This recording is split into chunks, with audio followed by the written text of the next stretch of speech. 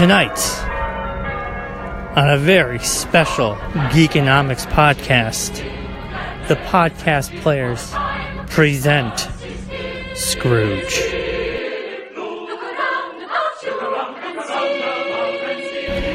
Starring Jonathan Francia, Bryon Kozaczka, Chris Mortensen, Kylee Warnock, Marc Warnock, and Jeremy Hutsell as Ebenezer McHutsell in a special guest appearance by Bobby Kegler.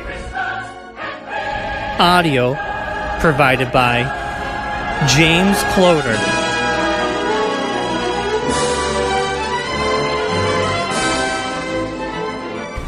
Now sit back, relax, and enjoy. The Podcast Players presents Scrooge.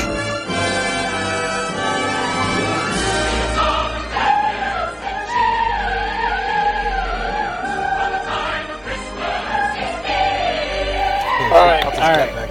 Are we all ready? Yes, sir. Hutsell, big show. Marc, big show. Bobby's got a Everybody question. good luck? Will it be a time to take a break? Yes. Yes. Page 49. Page We're on page 49. We're taking a break. have 49 pages to go. I'm ready. Go. There's 88 All right. pages. Okay. So So we got 49. so we kind of we picked a good spot. All right.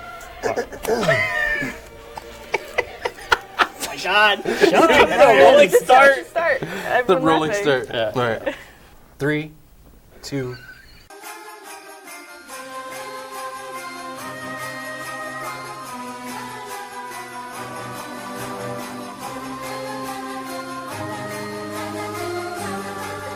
Children, gather around. I'll tell you a story of the Christmas Carol. Children, quiet down, children. Yay. It's time to hear the story of the Christmas Carol. Old Marley was dead as a doornail.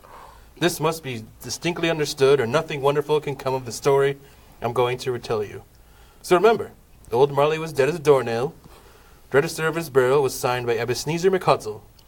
And Ebenezer McHutsell's name was good on the London Exchange for anything he chose to put his name to. Now it was late afternoon on Christmas Eve in the year 1843. The exchange is packed with well-dressed businessmen who hurry up and down and count the money in their pockets. Boy, sell, up and down, And converse in groups and look at their watches and trifle thoughtfully with their great gold seals and so forth. Among their number is a fat man with monstrous chin who chats with a red-faced man with a something. He smells amazing. He is a great smelling The man. red-faced man with a pendulous excrescence. Patrick Stewart. Patrick Stewart's here. Also present is a man with a sharp and bitter face and as bald as Patrick Stewart. Give or take a hair. This is Ebenezer McHutsell. Ebenezer McHutsell is bundling up his coat and heading for the exit when the fat man makes eye contact with him. Ah, Mr. Ebenezer McHutsell. How are you today, sir? Are you off home to keep Christmas? I am not in the habit of keeping Christmas. Why are you leaving so fucking early? Well, Christmas has a habit of keeping men from doing work. What can I say?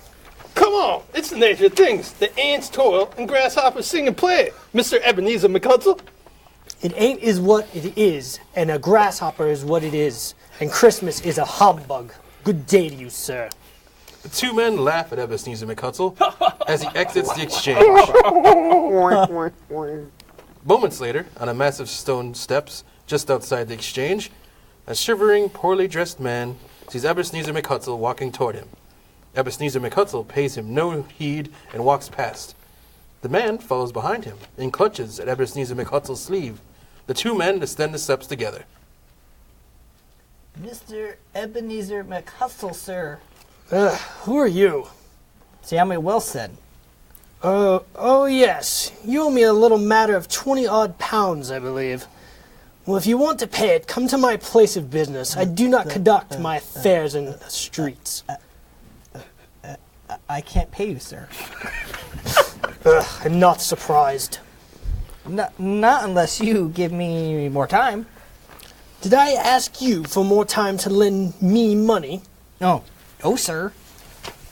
Then why should I ask you for more time to pay it back? I can't take my wife to the prison. Then leave her behind. Why should she go to a debtor's prison anyways? She didn't borrow the 20 pounds. Oh. You did. What has your wife got to do with it? For that matter, what have I got to do with it? Good afternoon to you. What's love got to do? I knew that was coming. Are you reading that part? Yes, I'm waiting for a lull in Bryan's laughter. He'd choke on his marshmallows. Ebenezer McHutsell tries to walk off, but the man clutches at his sleeve. But Mr. Ebenezer McHutsell, it's Christmas! Ebenezer McHutsell shakes the man off. Christmas has even less to do with it, my dear sir, than your wife has, or I for that matter. You still owe me 20 pounds that you're not in any position to repay. If it was the middle of a heat wave on August Bank or another holiday of some sort. Good afternoon. I must be going. Bastille Day. Bastille. So wondering what the bank holiday is, but okay. It's 4th of Arbor Day. Ebenezer McHutsell stalks away as a stunned man stands and stares at him. Outside Ebenezer McHutsell's counting house, cold, bleak, biting weather, people in the street go whizzing up and down, beating their hands upon their breasts, and stamping their feet up and upon the pavement stones to warm them. The city clock strikes 3. But it's quite dark already. Candles flare in the windows of the neighboring offices, like ruddy smears upon the palpable brown air. The fog comes pouring in at every chink and keyhole, and is so dense that although the street is narrow, the houses opposite are mere phantoms. The sign above the counting house reads, Ebenezer McHutsell and Marley. A tall man, who we will come to know as Ebenezer McHutsell's nephew Fred, rapidly walks up to the door, opens it, and enters. Ebenezer McHutsell's clerk, Bob Cratchit, sits in a dismal little cell, a sort of a tank, copying letters. There's a small fire, so small it looks like there's only one lump of coal. The clerk puts on his white comforter, trying and failing to warm himself at the candle. Fred appears, all in a glow, his face ruddy and handsome, his eyes sparkle, and his breath smokes in the cold. He grins at Bob Cratchit, who raises an eyebrow, surprised to see him. Fred crosses to the doorway of an adjacent office in which someone sits, hunched over a desk, busily writing. A Merry Christmas, Uncle. God save you. Ugh, bah, humbug. Christmas? A humbug, Uncle? You don't mean it. I'm sure you don't. I do, but Merry Christmas anyways. What right have you to be merry anyway, anyhow? What reason have you? You're poor enough, aren't you? Come. Oh, snap. Bryan. Come, then. What right have you to be dismal? What reason have you to... Be morose. What? You're rich enough! Ebenezer humbug. McHutsell. Don't be cross, Uncle. Don't be an What asshole. else can I be when I live in such a world of fools as this Merry Christmas? Out upon Merry Christmas, what Christmas time to you but a time for paying bills without money? A time for finding yourself a year older but not an hour richer? A time for balancing your books and having every item in them through it rounded dozens of months presented dead against you? If I could work my will, every idiot who would go about saying Merry Christmas on his lips should be boiled with his own pudding and buried with a stalk of holly through his heart. He should, I say. Uncle? Nephew, keep Christmas in your own way and let me keep it in mine. Keep it? What are you? You don't keep it! Let me leave. Leave it alone then. Much good may it be to you. Much good it has ever done you. Okay, Uncle, I have a long monologue coming up here. There are many things from which I might have deserved good, for which I have not profited, I dare say. Christmas among the rest, but I am sure I have always thought of Christmas time, when it has come around, apart from the whatever this word is, due to its scared name or origin, if anything belonging to it can be apart from that, as a good time, a kind, forgiving, charitable, pleasant time, the only time I know of in the long calendar of the year, when men and women, and boys and girls, seen by one constant, open their shut-up hearts freely, and to think of people below them as they really were, following passengers to the grave, and not another race of creatures bound on the other journeys. And therefore, Uncle, thou it has not put a scrap of gold in my pocket, or my wife's, I believe that has done me good, and it will do me good, and I say, God bless it. Fuck you. Yeah! Oh, snap. Bob Cratchit still on... No. Bob Cratchit, still in the tank, involuntarily applauds. Becoming immediately sensible of the impropriety, he quickly pokes a fire and extinguishes the last frail spark. Take that spark. Let me hear another sound from you, and you'll keep Christmas by losing your job. Gulp. You're quite a powerful speaker, sir. I wonder you don't go into Parliament. Well, don't be angry, Uncle. Come. Can you dine with us tomorrow? A long pause. Will you please come see us, I mean? No. I'll see you all right. I'll see you in hell. Whoa! Oh, but why? Why? Why? Why did you get married, Fred? Why? Because I fell in love! Confused. Taking the reading of the script way too literally, Chris, by the way. Just let you know. He's reading all the Like notes. all the little parentheses and everything. I was just adding humor. You're adding something right.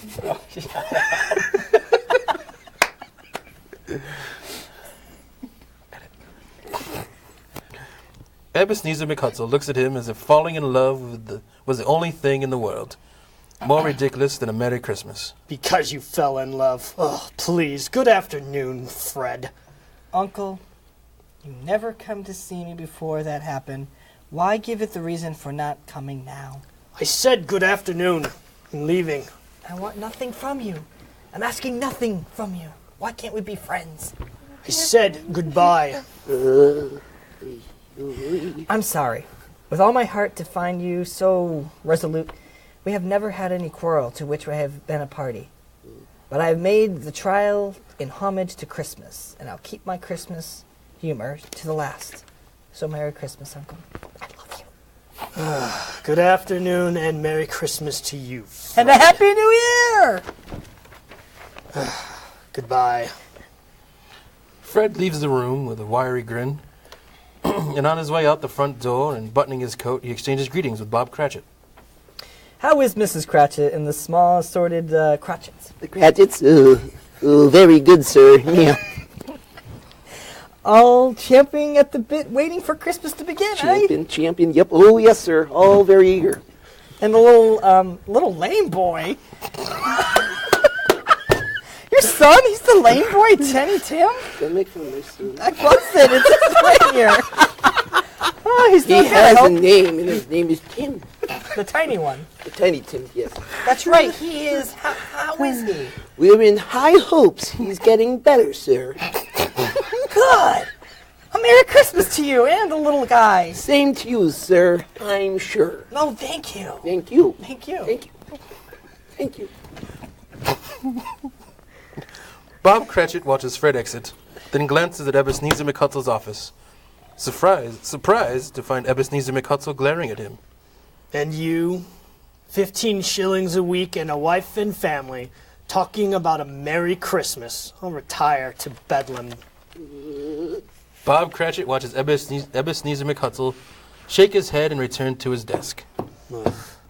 Not long after, two portly gentlemen, pleasant to behold, stand with their hats off in Ebenezer McHutsell's office.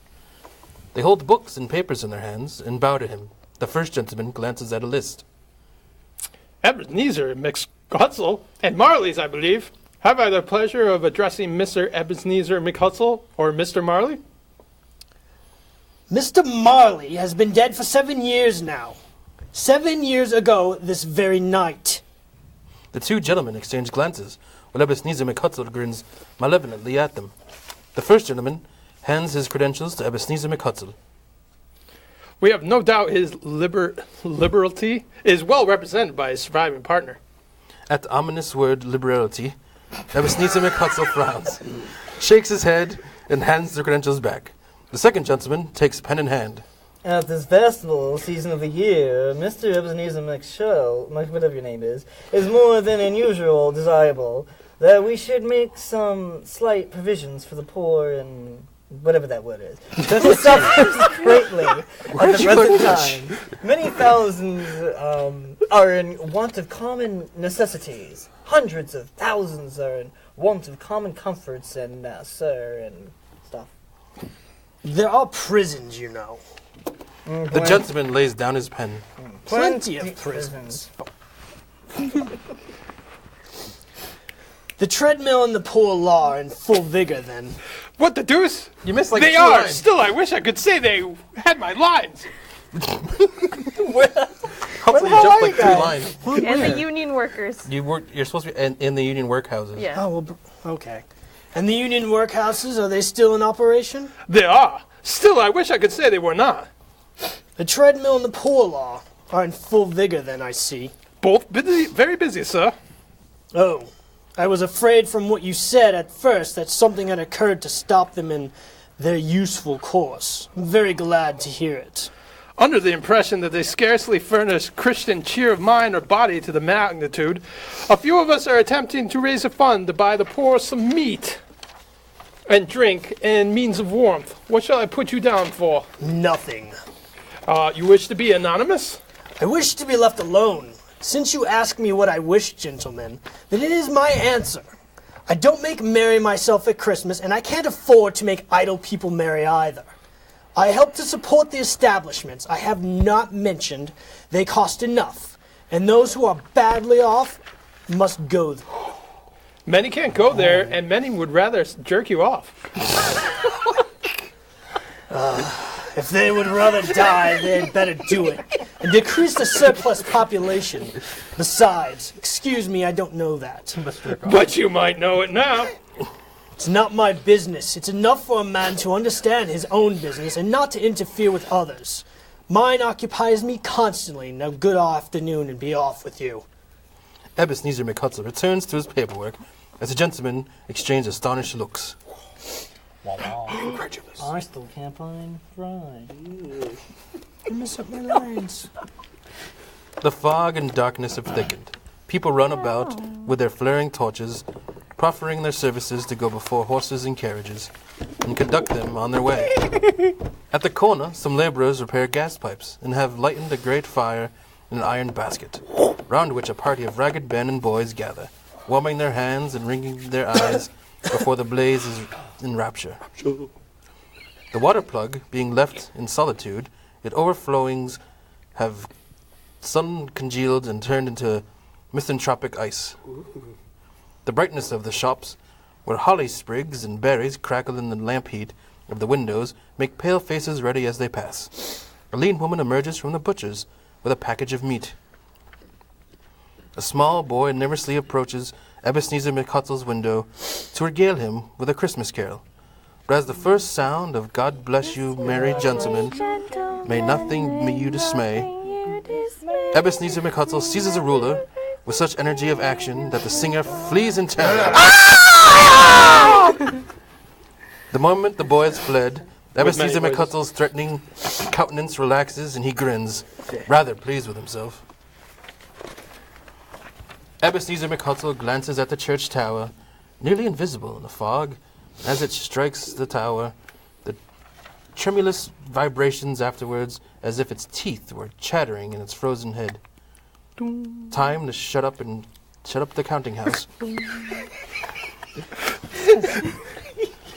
With an ill will, Ebenezer McHutsell dismounts from his stool and nods at Bob Cratchit, who instantly sniffs his candle out and puts on his hat. I suppose you'll want all day tomorrow? If quite convenient, sir. It's not convenient, and it's not fair. If I was to stop half a crown for it, you'd think yourself ill-used. I'll be bound. Bob Cratchit smiles faintly. And yet, you don't think me ill-used when I pay a day's wages for no work? It's only once a year, Mr. Ebenezer McHutsell.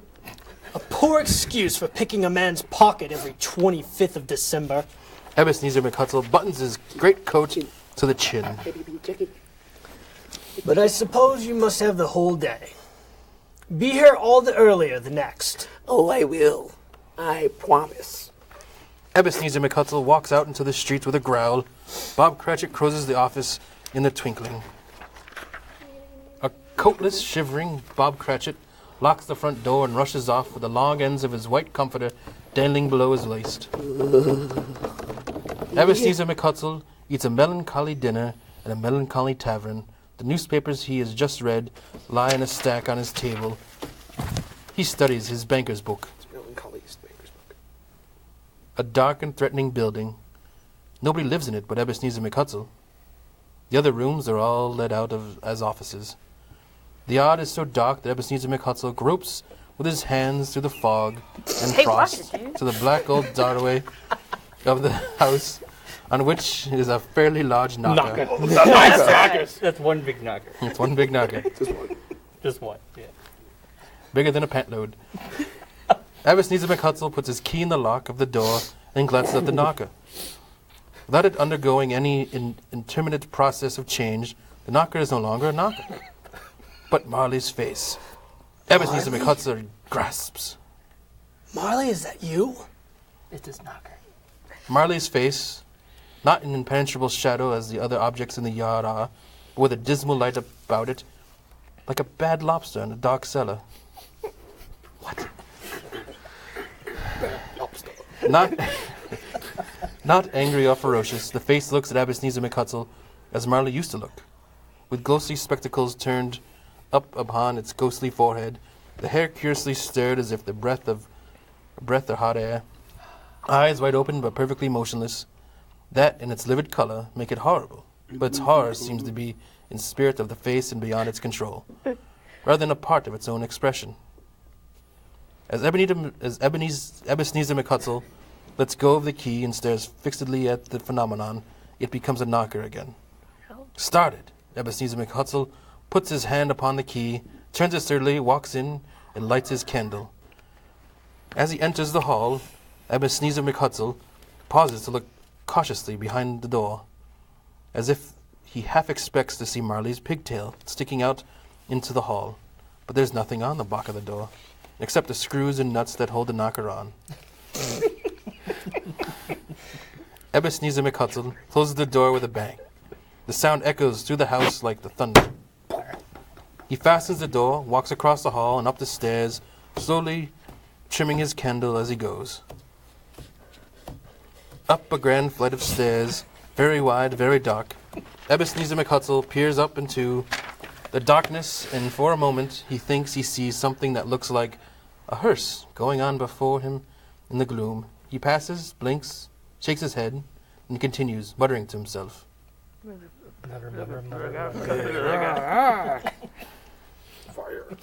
Ebenezer McHutsell's room, a suspicious, slightly unnerved Ebenezer walks through his gloomy suite of rooms, sitting room, lumber room, bedroom, to be sure that everything's all right.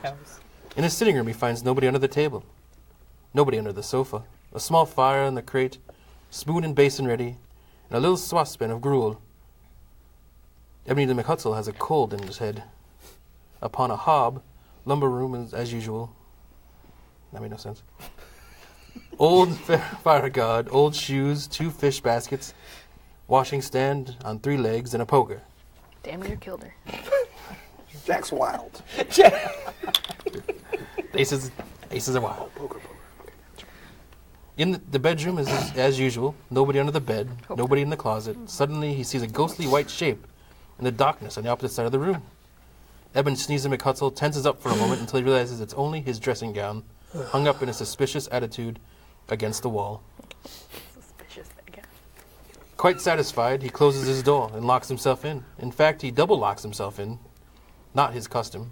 Secured against surprise, he returns to the bedroom, takes off his cravat, and starts to put on his dressing gown, slippers and nightcap. In his sitting room, having changed clothes, Ebenezer McHutsell sits down before the fire to take his gruel. Right in the ass. I knew you were going to say something like that. Wow. You can't sit for 5 seconds. It's been upon the hob this entire time. Yes. Who would have Done thought? it by accident. Woohoo! Oh boy. All right, go. Are you okay now? Uh-huh. You're not. Look at it.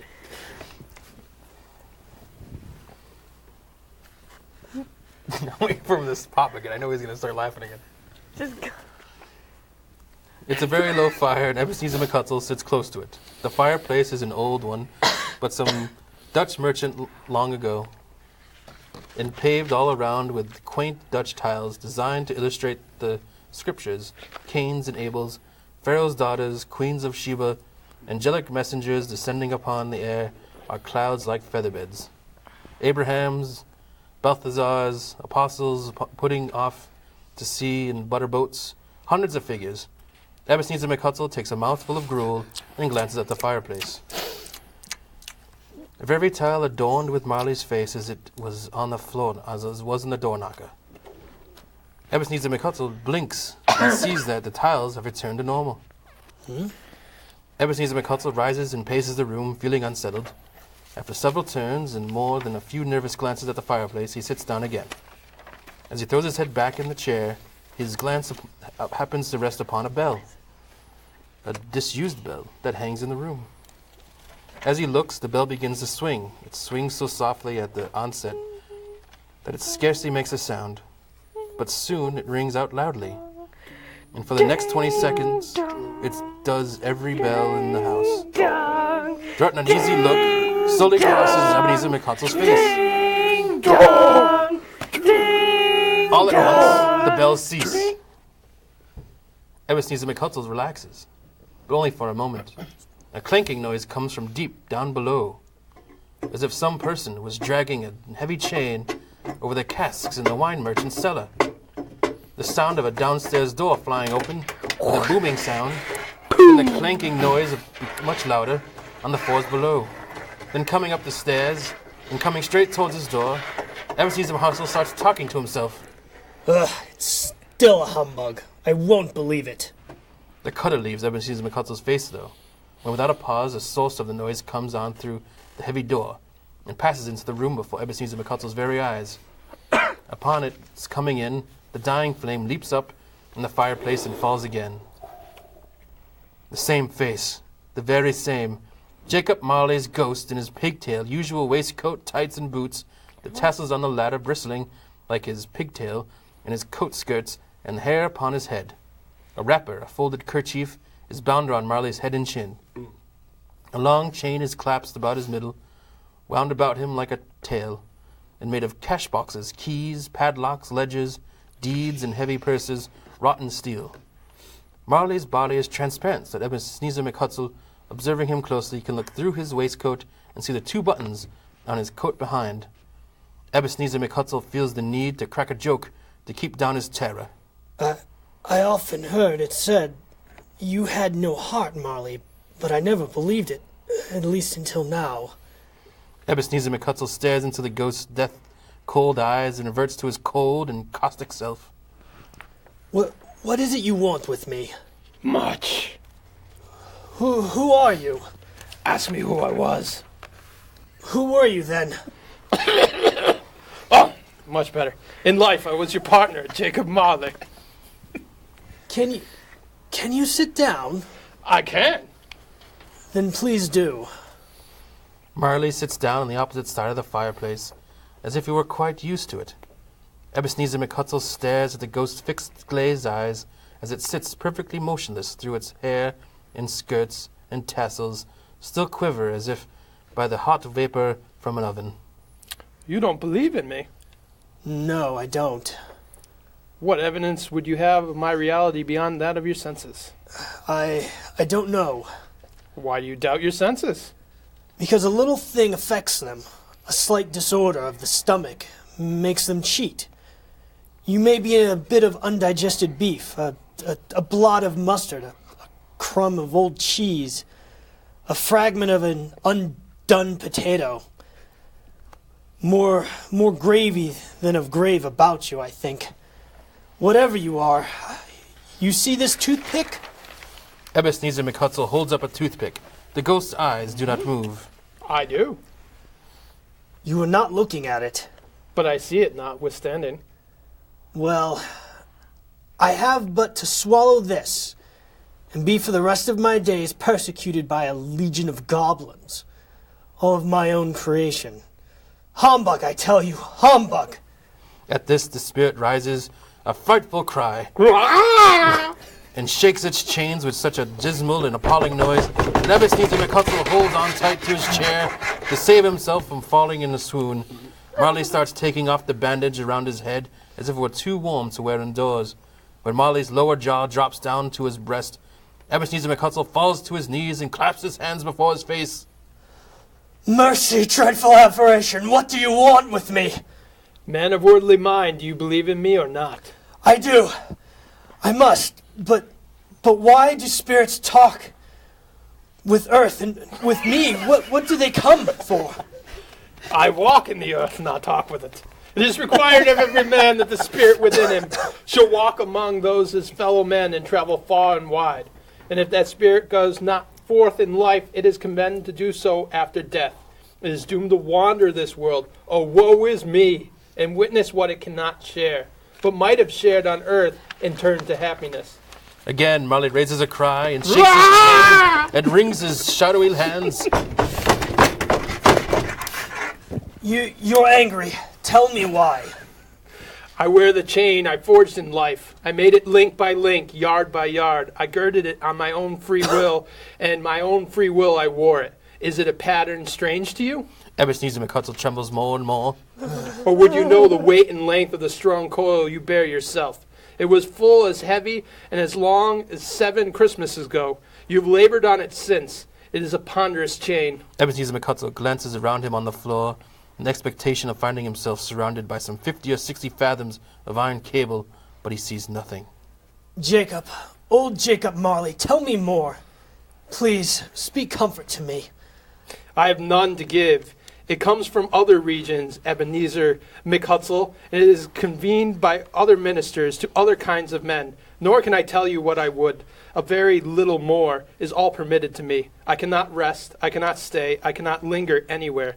My spirit never walked beyond our counting house, mark me, and in life my spirit never roved beyond the narrow limits of our money-changing hole, and where's journeys lie before me. You must have been very slow about it, Jacob. Slow? 7 years dead and traveling all the time.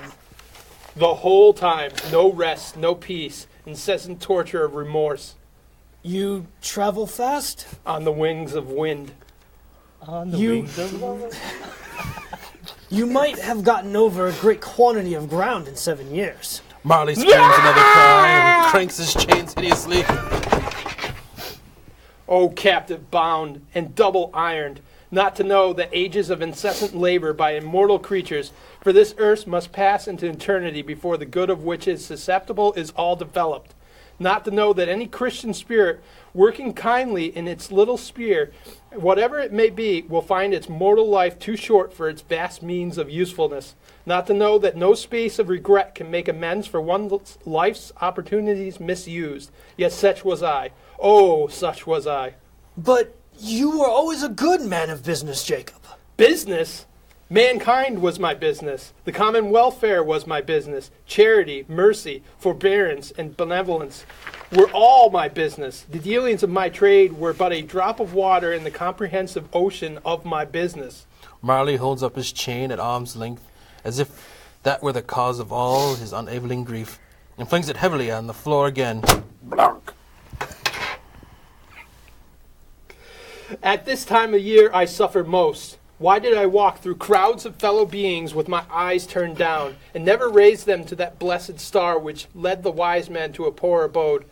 Were there no poor homes to which its light would have conducted me? Ebenezer McHutsell shivers. Hear me, my time is nearly gone. I will, but please, don't be hard upon me. How is it that I appear before you in a shape that you can see? I may not tell. I have sat invisible beside you many and many a day. Ebenezer McHutsell shivers at this. and wipes his perspiration from his brow. There is no light part of my penance. I am here tonight to warn you that have yet a chance and hope of escaping my fate, a chance and hope of procuring you, Ebenezer. You were always a good friend to me. Thank you. You will be haunted by 3 spirits. Ebenezer McHutzell's jaw drops, almost as low as Marley's had done. Is that the chance and hope you mentioned, Jacob? It is.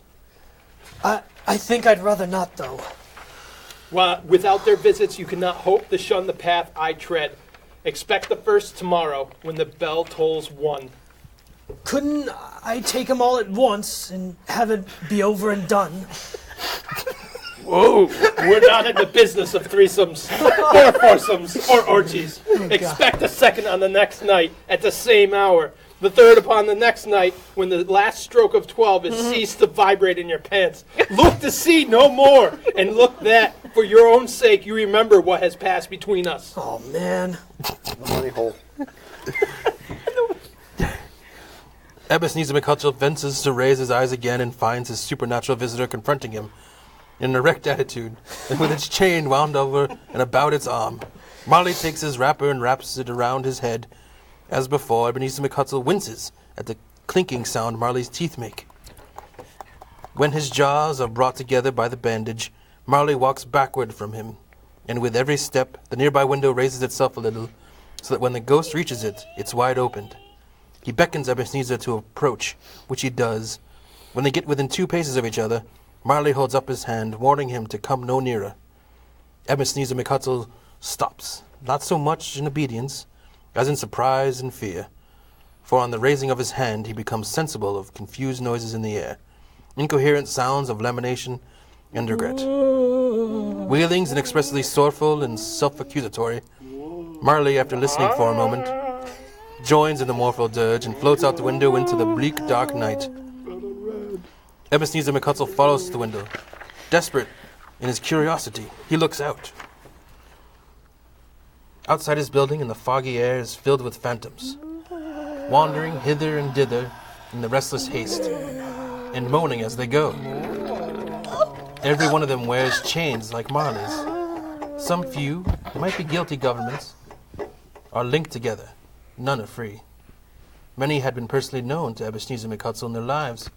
One old ghost in a white waistcoat, with a monstrous iron safe attached to its ankle, cries piteously at being unable to assist a wretched woman with an infant, whom it sees below, upon a neighboring doorstep. The misery with them is all clearly that they sought to interfere for good in human matters, and have lost the power to forever. Whether these creatures fade into the mist, or the mist enshrouds them, it's unclear. But they and their spirit voices fade together. The night becomes as it had been. Ebenezer McHutchell walked home. In Ebenezer McHutchell's sitting room, he closes the window and examines the door by which the ghost had entered. It's still double-locked, as he had locked it with his own hands. The bolts are undisturbed. He cries to say, "Humbug!" but stops at first. That's the first syllable.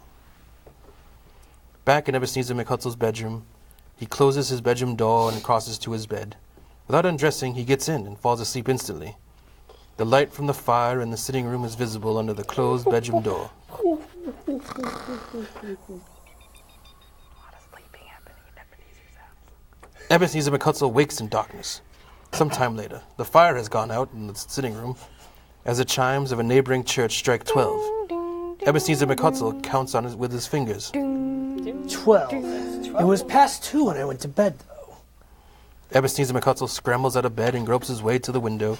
Hey, mister. He rubs the frost off with the sleeve of his dressing gown, but all that he can make out is that it's very foggy and very quiet. Clock must be wrong. Icicle must have gotten to the works.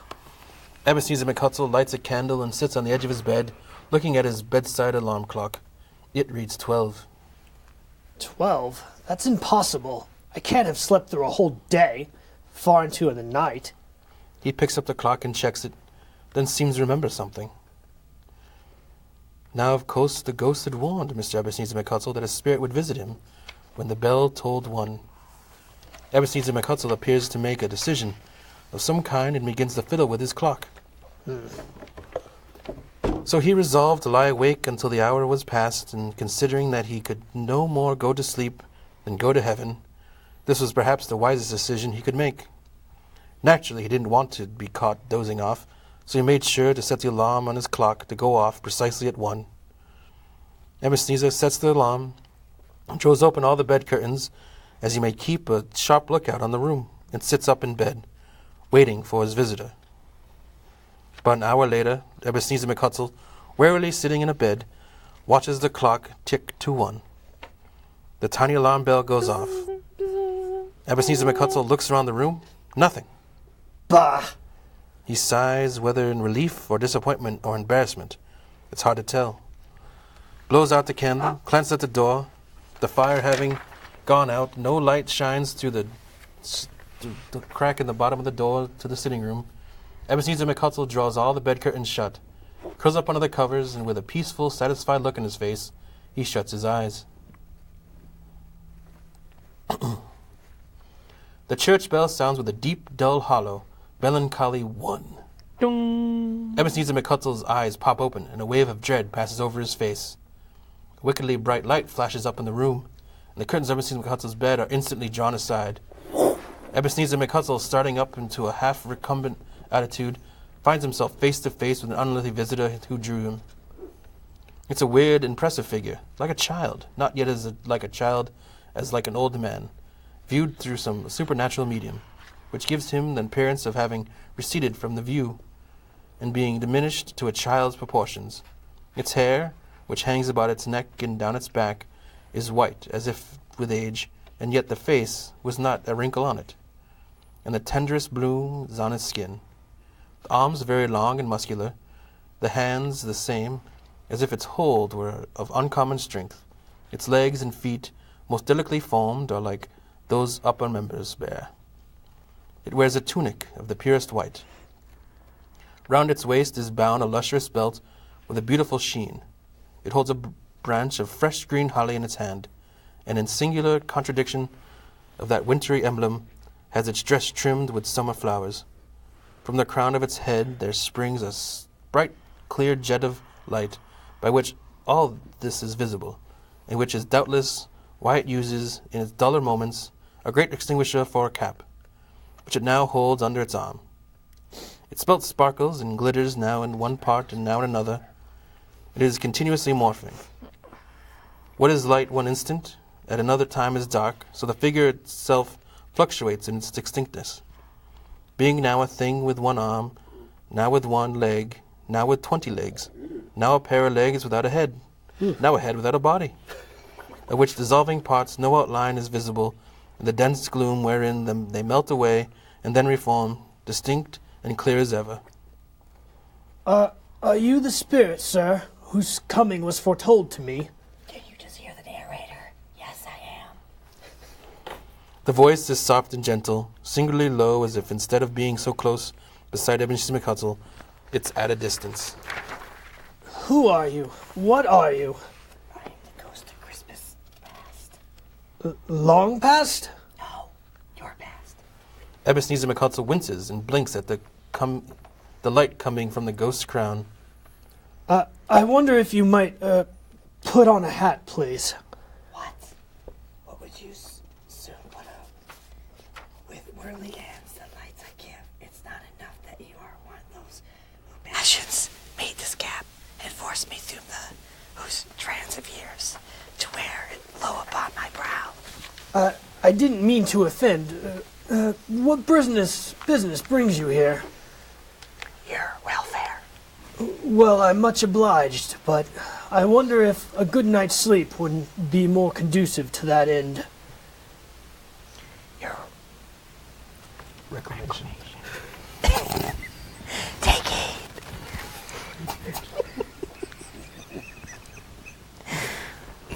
Oh, I got more. Ladies and gentlemen, Enfield Education System. Where the hell's the narrator? Everyone know what we're getting for Christmas? Dictionary. So mean. Well, we did miss an I'll guess narrator. you was thesaurus then. All right. The ghost puts out his strong hands as it speaks and clasps him gently by the arm. Don't try to take my lines over. Well, go. Thank you. The ghost puts out its strong hand. Okay. And clasps him You gently by don't the need a arm. repeat for delinquent narrator. Delinquent narrator.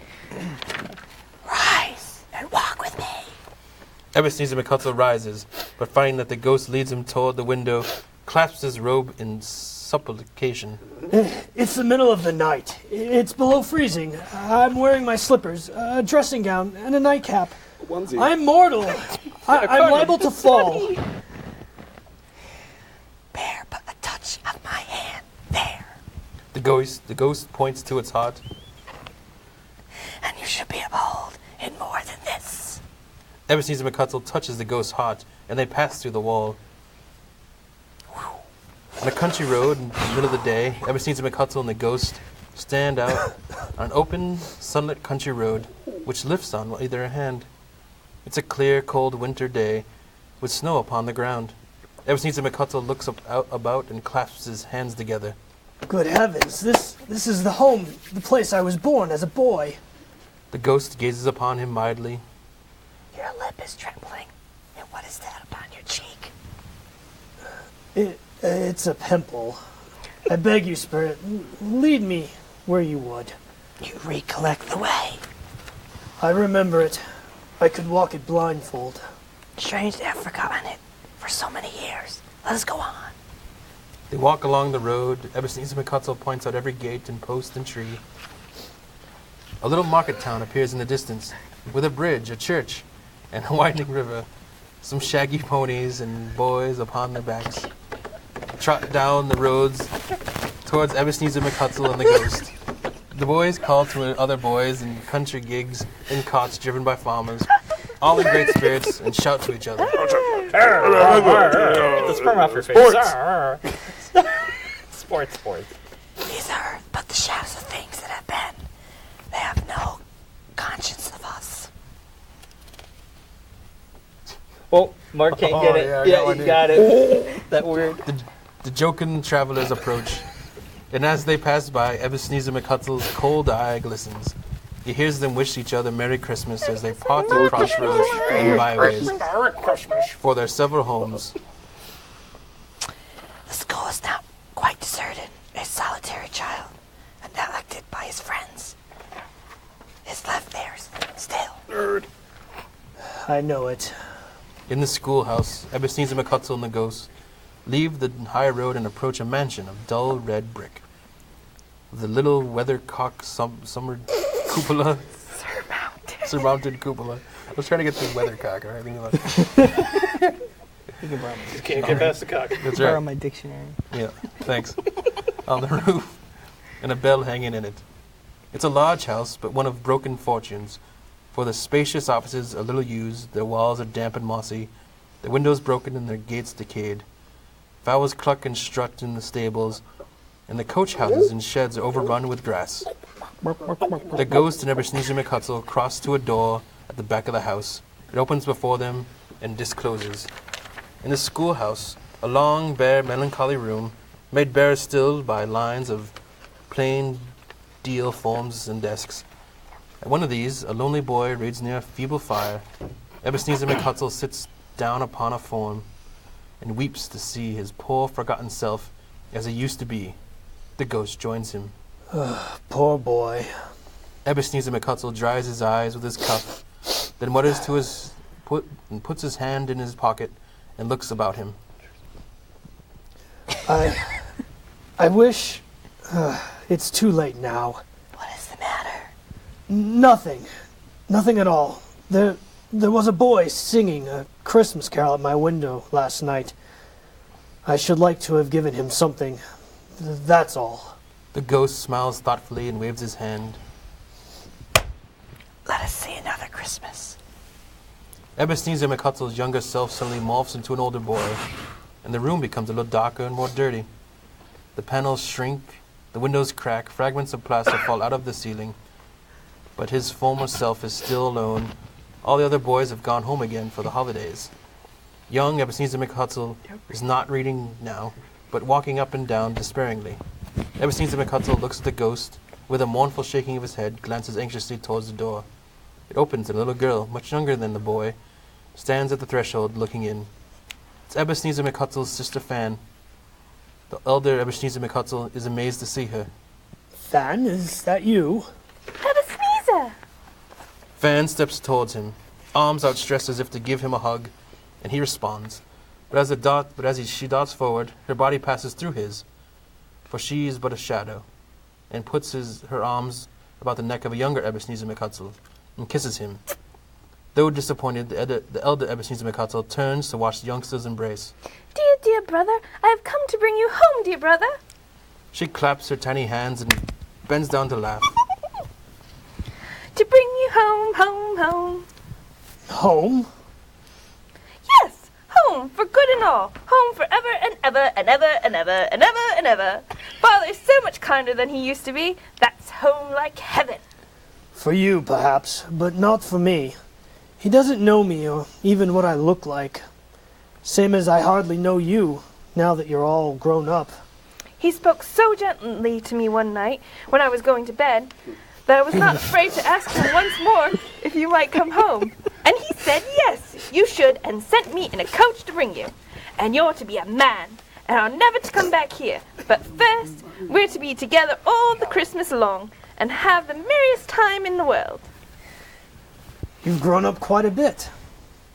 She claps her hands and laughs and tries to touch his head, but being too little, laughs again and stands on tiptoe to embrace him.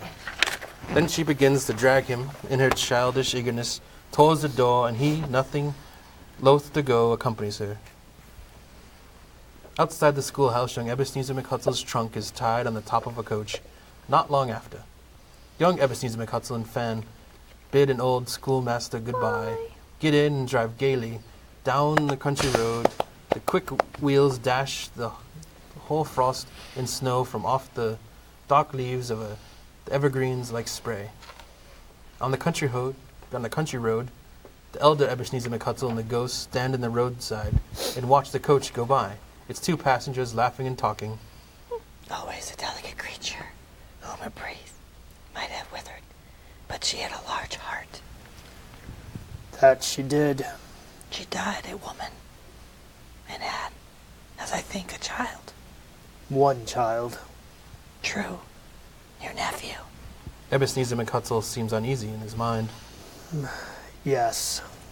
The ghost casually peers over Ebenezer McHutsell's shoulder, and when Ebenezer McHutsell turns round to follow his gaze, he's startled to see, in a warehouse, a busy thoroughfare of a city, where shadowy pedestrians pass and shadowy cots and coats battle for the way. The dressing of the shops shows that here too it's Christmas time again. But it's evening, and the streets are lighted up. Ebenezer McHutsell and the ghost stand near a warehouse door on which the ghost points. Do you know it? Know it? I used to work here. It was my first job. The ghost, using half a dozen arms that fade in and out of view, gestures, "After you," and Ebenezer McScrooge enters. Inside the warehouse, at the sight of an old gentleman in a Welsh wig, sitting behind such a high desk that if he were 2 inches taller, he would knock his head against the ceiling. Ebenezer McHutsell lets out a gasp and turns to the ghost beside him. Why, it's old Fezziwig. Bless his heart. It's Fezziwig alive again. Old Fezziwig lays down his pen and looks up at the clock, which points to an hour of 7. He rubs his hands, adjusts his capacious coat, laughs, and calls out to the comfortable, oily, rich, fat, jovial voice. Oh! Yo-ho there! Ebenezer Dick!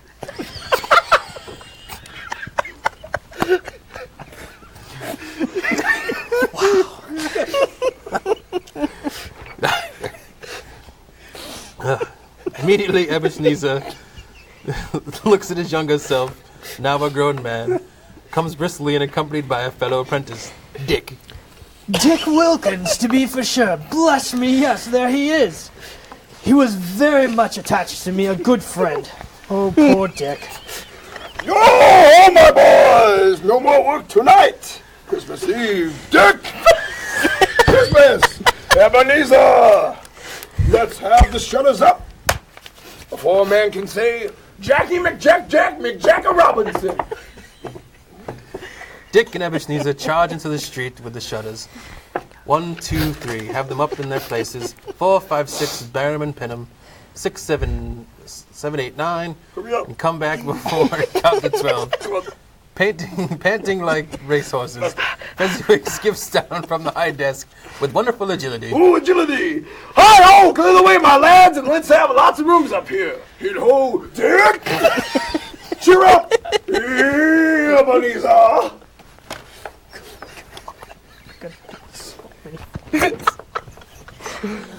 That's the greatest voice so far. Hold on. Deep breath, Mark. Deep breath. Good. That was very good. In a minute, Dick and Ebenezer have every movable packed off. The floor swept and watered, the lamps trimmed, the fuel heaped on the fire, and the warehouse is all as snug and warm and dry as a bright ballroom. A fiddler with a music book enters, comes up, goes off to the lofty desk, turns his instrument and starts to play. Missy Fezziwig, one vast substantial smile, enters. 3 Mrs. Fezziwigs, beaming and lovable, enter. 6 young followers whose hearts they broke, enter. All the young men and women employed in the business enter, one after another, some shyly, some boldly, some gracefully, some awkwardly, some pushing, some pulling, 20 couple at once. Hands half round and back again the other way. I like it. Down the middle and up again, round and round in various stages of affectionate grouping. As the dance ends, old Fezziwig, clapping his hands, crying out, Well done! the fiddler buries his face in the pot of porter, and it pops up again, refreshed to keep playing. He'd be drunk. Throughout, Ebenezer McHutsell and the Ghost watch. Or rather, the Ghost watches, and Ebenezer McHutsell lives and relives every moment. He points out the guests to the Ghost and talks about them animatedly. Though he can't hear him over all the noise, eventually he ditches the Ghost like a bad blind date and follows his younger self round the room, listening in on conversations and laughing along with various jokes. More dancing, also eating cake, negus, a great piece of cold roast, a great piece of cold-boiled mince pies, and plenty of beer. Oh, yeah. The fiddler strikes up Sir Roger de Coverley. Old Fezziwig dances with Mrs. Fezziwig, an impressive display. Advance, retire, hold hands with your partner, bow and curtsy, corkscrew, thread the needle and back again in your place. Oh, yeah. Young Ebenezer, too, dances up a storm as his elder self looks on in amazement. The clock strikes 11 as the party winds down. Mr. and Mrs. Fezziwig take their stations, one either side of the door, and shakes hands with every person individually as he or she goes out, wishing him or her Merry Christmas. Merry Christmas. Merry Christmas. When everyone has gone but the 2 apprentices, they do the same to them. Suddenly, all is very quiet as the young men are left to clean up. Ebenezer McHutsell remembers the Ghost and becomes conscious that it's looking full upon him. The light upon his head burns very clear. A small matter to make the silly folks so full of gratitude. Small? The spirit signs to him to listen to the 2 apprentices. You overhear a snatch of the conversation as they tidy the room. What a sweet old man, Mr. Fezziwig. Yes, the sweetest. Did you see him dancing with his wife? The look on their face? Oh, yeah. He was in heaven, and fully deserved to be. Where the devil did he find that fiddler? Oh, wasn't he marvelous? Nothing too good for old Fezziwig. I'd say this year's party was finer than the last, if such a thing is even possible. As the boys head to another room, the Ghost turns to Ebenezer McHutsell. Fezziwig spent but a few pounds of your mortal money. 3 or 4 perhaps. Is that so much that you deserve this praise? It isn't that. It isn't that at all, Spirit. He has the power to render us happy or unhappy, to make our service light or burdensome, a pleasure or a toil. Say that his power lies in words and looks, in things so slight and insignificant, that it is impossible to add and count them up. What then? The happiness he gives is quite as great as if it cost a fortune. The Ghost raises an eyebrow at this, and Ebenezer McHutsell stops. What is the matter? Nothing in particular. something, I think. No, I should like to be able to say a word or two to my clerk just now. That's all. Suddenly, the room darkens as young Ebenezer re-enters and turns down the lamps. My time grows short. The room continues to darken until the scene fades to black. In a graveyard, midday, the black hole of a freshly dug grave, on a frosty green cemetery lawn under a sun-blue sky. Nearby is Ebenezer, older now, a man in the prime of his life, but without the harsh and rigid lines of latter years. Merely a few signs of care and avarice. An eager, greedy, restless motion afflicts his eye. He sits on the bench under a shady tree, watching a fair young girl in a mourning dress, placing flowers upon a tombstone. Her tears sparkle in the light that shines out of the ghost of Christmas past, who stands on the opposite side of the stone, and astonished Ebenezer Hutsell stands beside the ghost, staring at her, his face just inches from hers. Belle? He reaches out to touch her, but she abruptly turns and crosses to his younger self, going from sunshine to shade. Belle joins Ebenezer on the bench and takes up what appears to be an ongoing conversation. It matters to you little, very little. Another idol has displaced me, and if it can cheer and comfort you in time to come, as I would have tried to do, I have no just cause to grieve. What idol has displaced you? A golden one. This is the even-handling dealing of the world. There is nothing on which it is so hard as poverty, and there is nothing it professes to condemn with such severity as the pursuit of wealth. You fear the world too much. All your other hopes have merged into the hope of being beyond the chance of this sordid reproach. I have seen your nobler aspirations fall off one by one, until the master passion, gain, engrosses you. Have I not? What then? Even if I have grown so much wiser, what then? Am I not charged towards you? Belle shakes her head. I am. Our engagement is an old one. It was made when we were both poor and content to be so, until, in good season, we could improve our worldly fortune by our patient industry. You have changed. When it was made, you were another man. I was a boy. 'Tis true. I am not now what I was then. But I am. That which promised happiness when we were one in heart is fraught with misery now that we are two. How often and how keenly have I thought of this? I will not say. It is enough that I have thought of it, and can release you from our engagement. But have I ever sought release from you? In words? No. Never. In what then? In a changed nature, in an altered spirit, in another atmosphere of life, another hope as its great end, and everything that made my love of any worth or value in your sight. If this had never been between us, tell me, would you seek me out and try to win me now? No. He seems to yield to the injustice of this supposition, in spite of himself. You think not? I would gladly think otherwise if I could. Heaven knows. When I have learned a truth like this, I know how strong and irresistible it must be. But if you were free today, tomorrow, yesterday, can I even believe that you would choose a dowerless girl? You who, in every confidence with her, weigh everything by gain, or choosing her, if for a moment you are false enough to your one guiding principle to do so, do I know that your repentance and regret would surely follow? I do, and I release you from our engagement with a full heart for the love of him you once were. But... A pause. He's about to speak. With her head turned from him, she resumes. Oh no, sir. You may. The memory of what is past half makes me hope you will.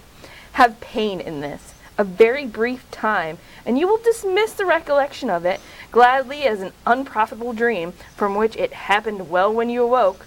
May you be happy in life you have chosen, you rotten bastard. Abruptly, she rises and leaves him. Spirit, please, show me no more. Take me home. Why do you delight in my torment? One shadow more. No more, please. I don't wish to see it. Show me no more. But the relentless ghost pinions his arms, and turns him round to observe.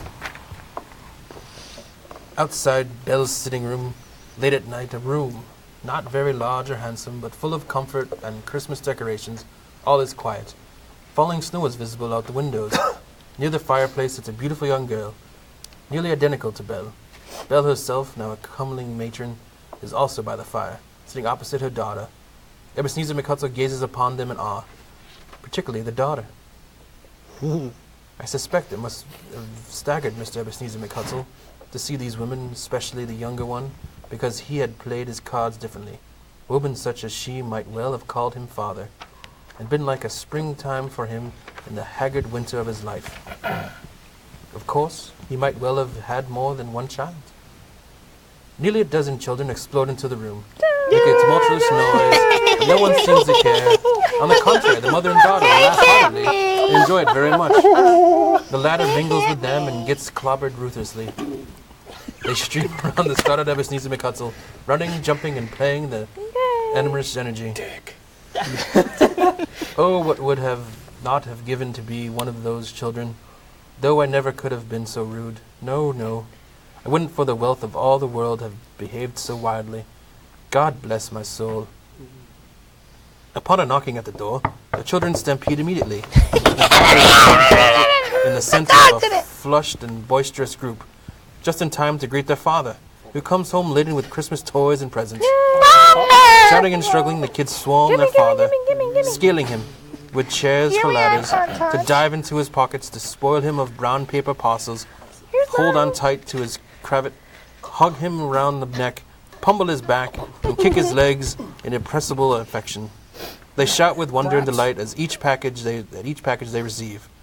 Belle has risen from a chair to watch the proceedings and happens to stand next to Ebenezer McHutsell, who watches her and her family closely, no doubt pondering what might have been. Inside Belle's sitting room later that evening, gift wrapping litters the floor. The children have gone to bed and all is quiet. Ebenezer McHutsell and his ghost look at him as Belle's husband, having his eldest daughter leaning fondly on him, sits down with her and her mother at the fireside. The husband turns to his wife with a smile. Belle, I saw an old friend of yours this afternoon. Who was it? Yes. How can I? I don't know. Ebenezer McHutsell. Ebenezer McHutsell it was. Oh, snap. I passed his office window, and as it was not shut up, he had a candle inside. I couldn't help but singing. God. I'm all choked up. This part lies upon the point of death, and I'm laughing at you about it. I hear, and he sat alone, quite alone in the world, I do believe. That's the funniest thing I've heard all night. Ebenezer McHutsell, sitting beside the ghost on the far side of the room, shuts his eyes and shakes his head. Spirit, please, remove me from this place. I told you these were shadows of things that have been, that they are what they are. Do not blame me. I can't take it anymore. I can't bear it. Ebenezer McHutsell turns upon the ghost and sees that it looks at him with an oddly morphing face, in which there momentarily appears fragments of all the faces it has shown him. His younger selves, Fan, the Fezziwigs, Dick Wilkins, Belle, etc. Terrified, Ebenezer McHutsell physically attacks the ghost. Leave me alone. Take me back. Hunt me no more. The ghost offers no visible resistance of its own, but remains undisturbed by Ebenezer McHutsell's attack. The light from his head burns high and bright. Ebenezer McHutsell seizes the extinguisher cap from under its arm and presses it down upon the ghost's head. The ghost seems to shrink beneath it, so that the extinguisher covers its whole form. Even though Ebenezer McHutsell presses it down with all of his force, he can't hide the light, which streams from under it. In an unbroken flood upon the ground, in a last great effort, he throws the whole of his body atop the cap, and the lights go out. Blackness. Inside Ebenezer McHutsell's bedroom, the room is dark. No light shines under the bedroom door from the sitting room. Ebenezer McHutsell, in roughly the same position he last saw, lies in his bed atop the pillow. In the middle of the prodigially tough snore, Ebenezer McHutsell awakens with a start and sits up in bed. He lights his candle and looks around. His bedside clock reads 5 minutes to 1. Now Marley's ghost had warned Ebenezer McHutsell that a second spirit would haunt him at the stroke of 1. I don't mind telling you that Ebenezer McHutsell was now prepared for a good, broad field of strange appearances, and that nothing between a baby and a rhinoceros would have astonished him very much. But this time, he was ready for almost anything. From the church clock, the chimes strike 1. 1. Ebenezer McHutsell steels himself. But you see, he was not by any means ready for nothing. Yet nothing is exactly what happens. After a lengthy pause, Ebenezer McHutsell checks his clock, sighs with a long look around, blows out the candle, and lies down on the bed. Suddenly, he bolts straight up, staring at his bedroom door. Light is again streaming in from the sitting room. Ebenezer McHutsell gets up softly and shuffles in his slippers to the door. His hand is on the lock when a voice from the other sitting room calls out.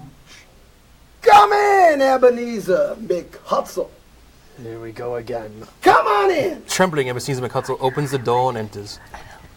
Inside the sitting room, it is his own room, but it's undergone a transformation. The walls and ceiling are so hung with living green that it looks a perfect grove, I changed some stuff. from every pot of which bright gleaming berries glisten. Crisp leaves of holly, mistletoe, and ivy reflect the light like so many little mirrors, and a mighty blaze roars in the fireplace. You want some Funyuns? Heaping up on the floor to form a kind of throne are turkeys, geese, game, poultry, prawn, great joints of meat, sucking pigs, long wreaths of sausages, mince pies, plum puddings, barrels of oysters, red-hot chestnuts, cherry-cheeked apples, juicy oranges, luscious pears, Dude, I've been immense cooking for 12th years. cakes, and seething bowls of punch that make the chamber dim with their delicious steam. In easy state upon this couch, there sits a jolly giant, glorious to see, who carries a glowing torch, in shape not unlike Plenty's horn. And he holds it high up to shed in its light on Ebenezer McHutsell as he comes peeping around the door. I see you peeping. Come on in. Come on in and know me better, man. Ebenezer McHutsell enters timidly. Come on. The spirit's eyes are clear and kind, but Ebenezer McHutsell does not look at them. I am the ghost of Christmas present. Look upon me!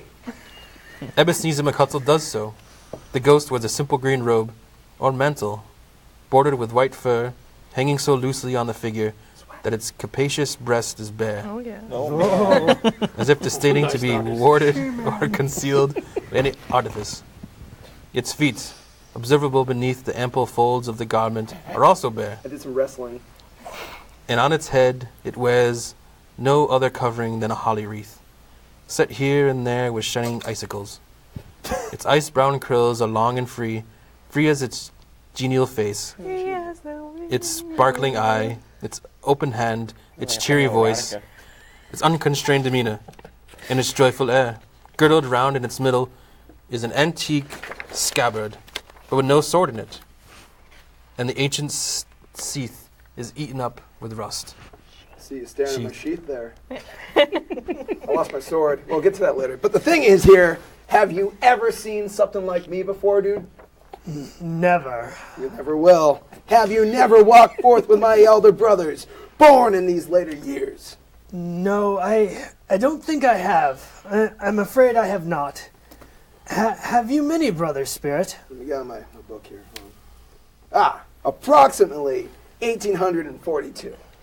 That's quite a tremendous family to provide for. We rob shit. The ghost of Christmas present smiles and rises. Spirit, conduct me where you will. I went forth last night on compulsion, and I learnt a lesson, which is working now, tonight. If you have aught to teach me, then by all means let me proffer by it. I'm going to teach you. You ready? You ready? All right. Touch my robe. Seriously. Right there. No. See that button? Give it a squeeze. I'm not sure about No, this. touch my button. I Just touch the rope, baby. All right. All right, ready?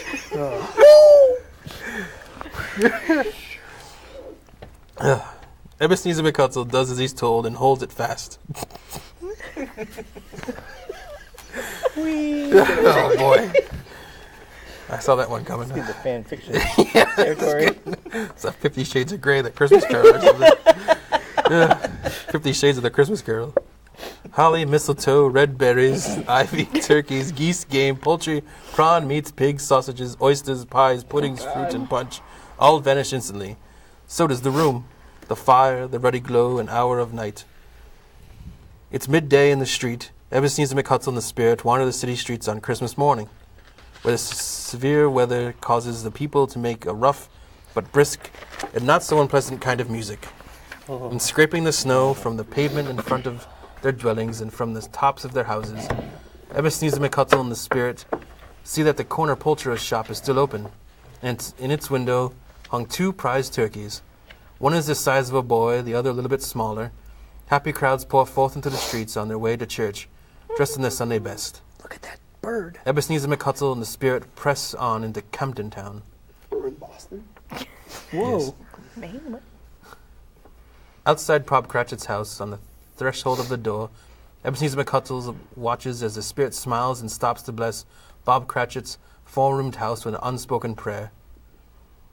Inside Bob Cratchit's house, Mrs. Cratchit, Bob Cratchit's wife, dressed out but poorly in a twice-turned gown, but brave in ribbons, which are cheap and make a goodly show for 6pence, and she lays the tablecloth assisted by Belinda, second of her daughters, also brave in ribbons, while the adolescent master Peter Cratchit plunges a fork into the saucepan of potatoes, then into his mouth.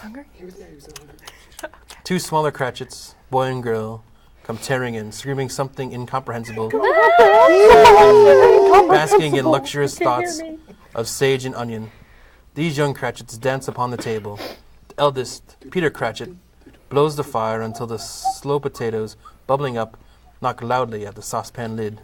What has ever got your precious father, then, and your brother Tiny Tim, and Martha weren't as late last Christmas Day by half an hour? As if on cue, Martha, the eldest daughter, enters. Here I am. Here's Martha, mother. Hooray, there's such a goose. Martha. Why, bless your heart alive. My dear, how Irish late to you Southern. are. I know. I melted into his. You guys need to decide what kind of family you are. Global world. Yeah. Okay. Interesting transition Melting there. pot. Boston, England's crazy. Irish. She's Southern Irish. Yeah. She's from the south part of Ireland. South Park, Ireland. That's what it is. All right. Where are Do we? it again. Why Can we do it bless? again? Yes. Why, bless your heart alive, my dear. How late you are. Mrs. Cratchit kisses Martha and takes off her shawl and bonnet for her with officious zeal. We'd a deal of work to finish up last night, and had to clear away this morning, Mother. Well, never mind so long as you have come. Sit ye down before the fire, my dear, and have a warm. Lord bless ye. No, where's father coming? Hide, Martha, hide. Hide the kids. Hide the wife. Hide the baby child. So Martha hides herself, and to Ebenezer McHutsell's surprise, for until now he hadn't a clue as to whose house this was. In comes little Bob Cratchit, the father with at least 3 feet of comforter hanging down before him, and his threadbare clothes donned up and brushed to look sensible, and Tiny Tim upon his shoulder. He sits Tim down gently. Alas, for Tiny Tim, he bears a little crutch, and has his limbs supported by an iron frame. He limps badly, favoring his right leg. Bob looks around. Where's our Martha? Not coming. Not coming? Not coming upon Christmas Day? Martha doesn't look to see him disappointed, even if it were only in a joke, so she comes out prematurely from behind the closet door and runs into his arms. Father! While the 2 young Cratchits help Tiny Tim to the wash-house, that he might hear the puddling singing in the copper, Bob hugs Martha to his heart's content until she breaks away to tend to the supper. No, not yet. Can't breathe. Can't breathe. All right, good. Husband and wife are alone for a moment. Just a moment. And how did little Tim behave in church? As good as gold and better. Somehow he gets thoughtful, sitting by himself so much he thinks the strangest things you ever heard. He told me, coming home, that he hoped the people in church saw him because he was a cripple. And it might be pleasant to them to remember upon Christmas Day who made lame beggars walk and blind men see. Oh. He's growing stronger and hardy every day, isn't he? The look that crosses Mrs. Cratchit's face is not encouraging. Isn't he? Please? Yeah. Oh, good. Sure he is. With his active little crutch, Tiny Tim returns, escorted by his brother and sister to his stool before the fire. The goose is cooked! My goose is cooked! Bob Cratchit turns upon his cuffs and compounds some hot mixture into a jug with a gin and lemons and stirs it round and puts it on the hob to simmer. Daddy needs his medicine.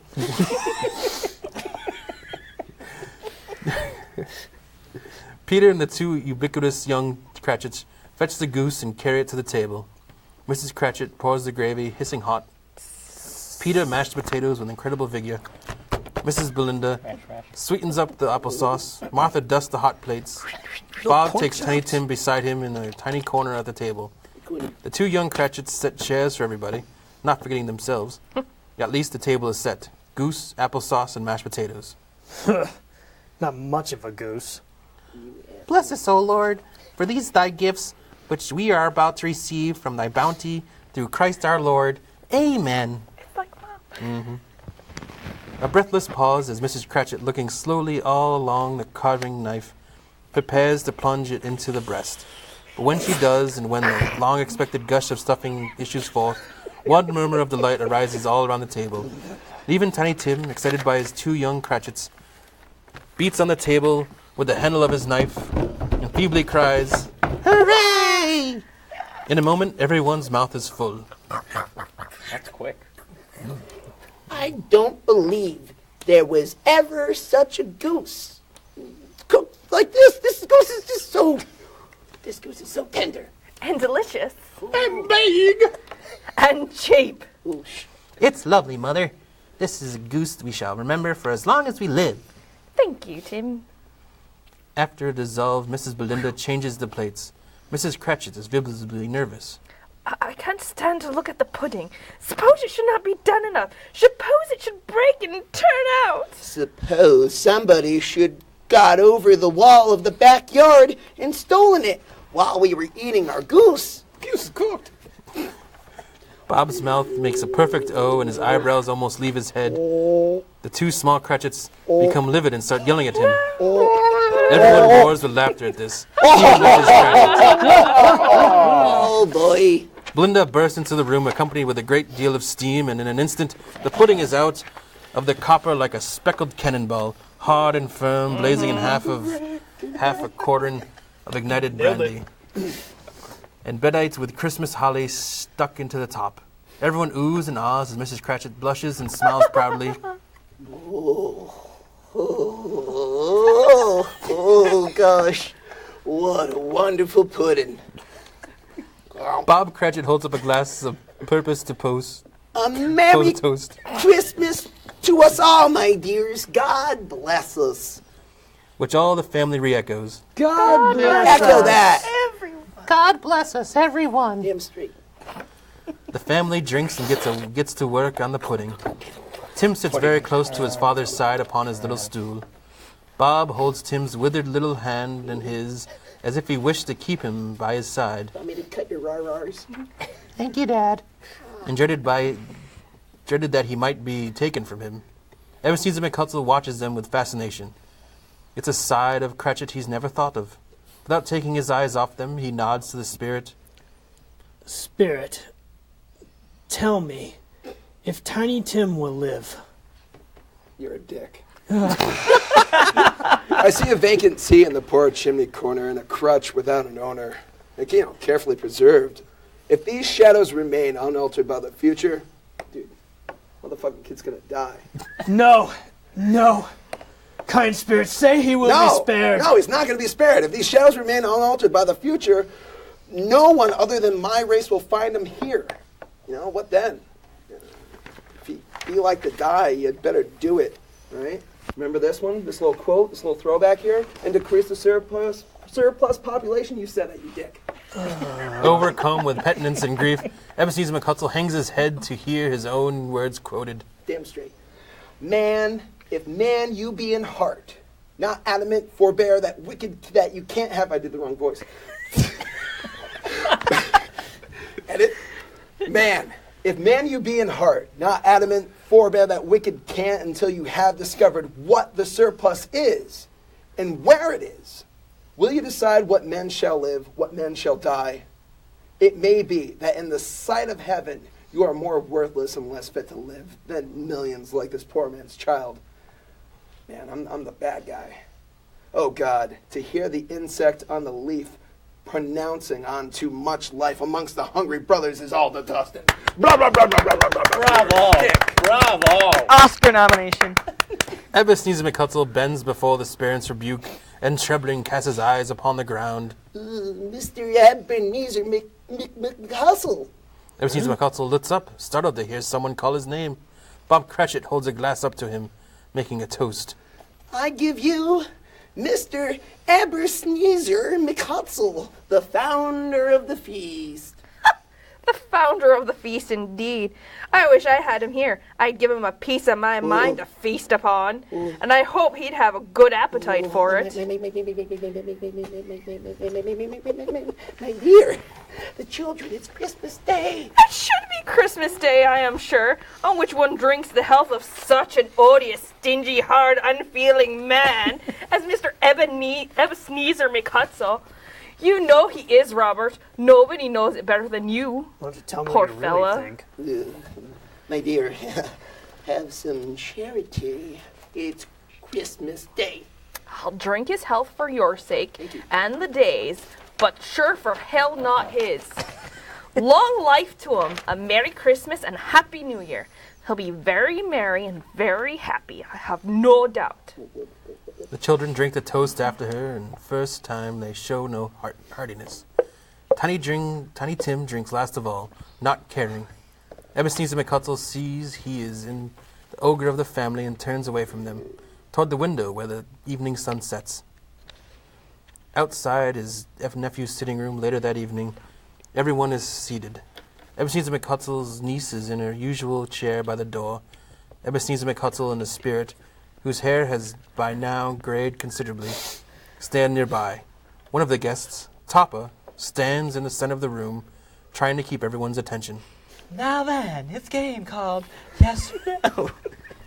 Since you're the host, you should go first. But Fred is reluctant and waves him off. The others jeer at him and take part as he forces himself to rise. I think we should at least stay until the guests have departed. Oh dear, what do I have to do? I'm afraid that can't be done. Here's a new game. 1/2 hour, Spirit. Only one. You think of something, anything, and the rest of us must find out what it is. But you may only answer a question, yes or no, as the case may be.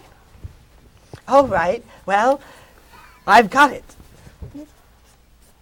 You thought of something? Yes, fire away. It's an animal, vegetable, or mineral. That's my line. You're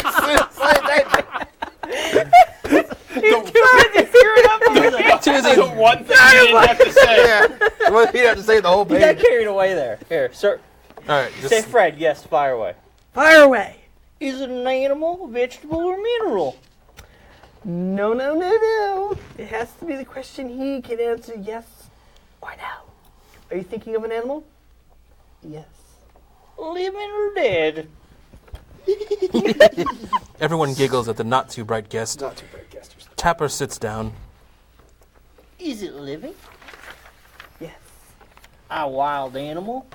Well, Can it be found in London?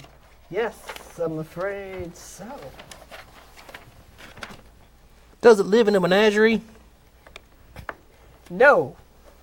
Wouldn't go near it. Is it a horse? No. Is it an ass? At this, Fred roars with laughter and is so inexpressibly tickled that he topples over and stamps his foot. No. Is it a cow? The spirit gives Ebenezer McHustle a look as if to say, they can't hear you. You dumbass. And Ebenezer McHustle scowls as if to say, shut up, I'm having fun. Oh, whatever. Does it- walk the streets? Is it a hookah? Yes, it walks the streets. Is it some kind of rat? No. Maybe a pack of rat. Pack rat, that's it. Sorry, pack rat. Wait, it's a man! Fred bites his lip to keep from laughing and nods. I have found out. I know what it is, Fred. I know what it is. What is it? What is it? Come on, tell us, tell us what it is. It's your Uncle Scrooge.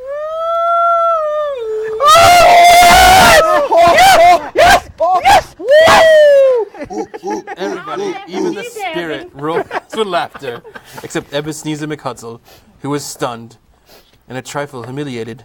The niece right beside Ebenezer McHustle grins mischievously and wags her finger at Fred. Yo, listen. That is totally not fair. I asked you if it was an ass, and you should have answered yes. Everybody roars louder, that is, except Ebenezer McHustle, who is now completely humiliated. Fred picks up his glass of wine.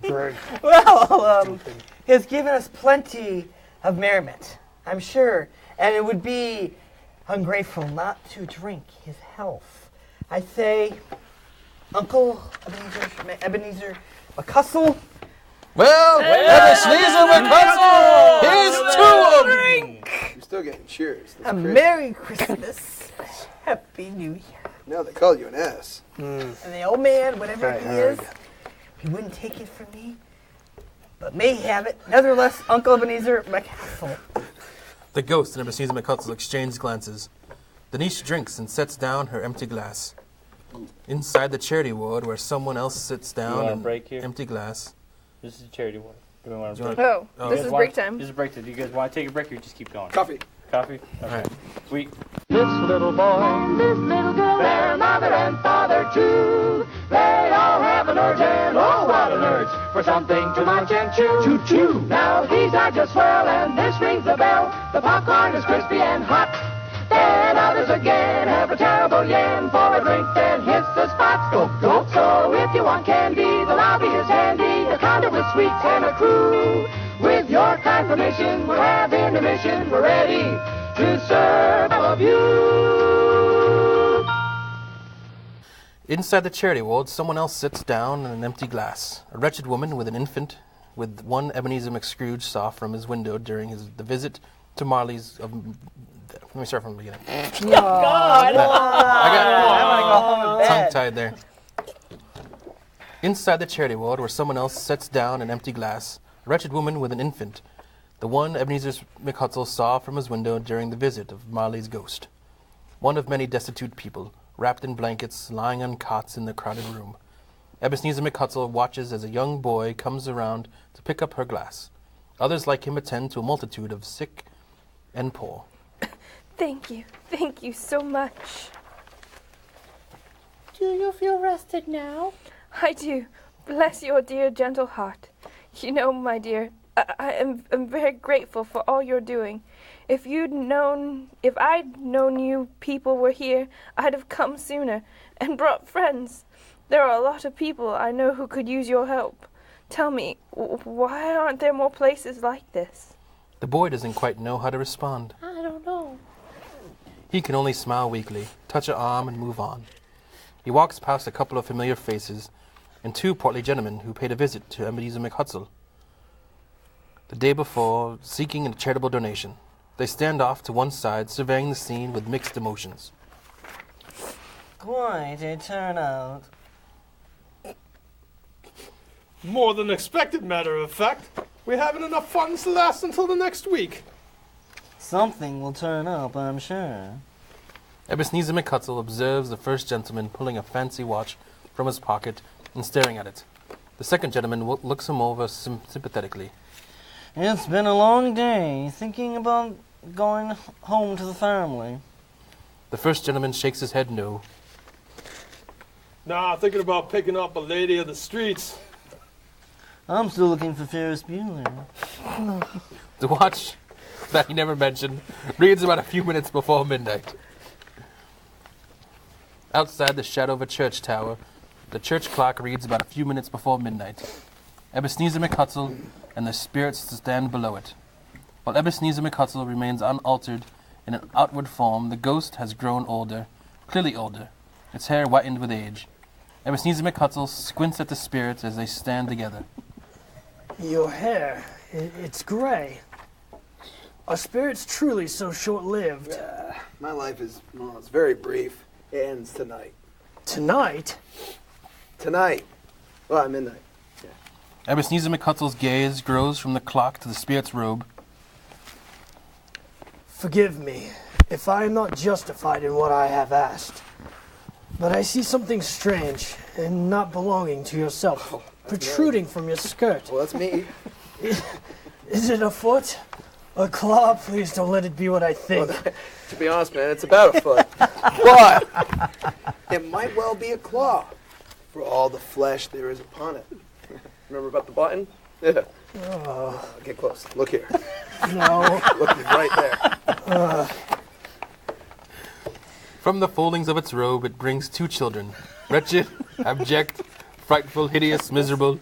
They kneel down at its feet and cling upon the outside of its garment. Oh, man. Look here. Look. Look down there, man. Look right there. Look. A boy and girl, Eat yellow, maj, ragged, scowling, wolfish, but prostrate to in their humility. Prostate. My prostate's fine. Prostrate, I said. In their humility, where graceful youth should have filled their features out and touched them with its freshest tints, a stale and shriveled hand, like that of an age, has pinched and twisted them, and pulled them into shreds. It's a Dead Kennedys album. Spirit, are they yours?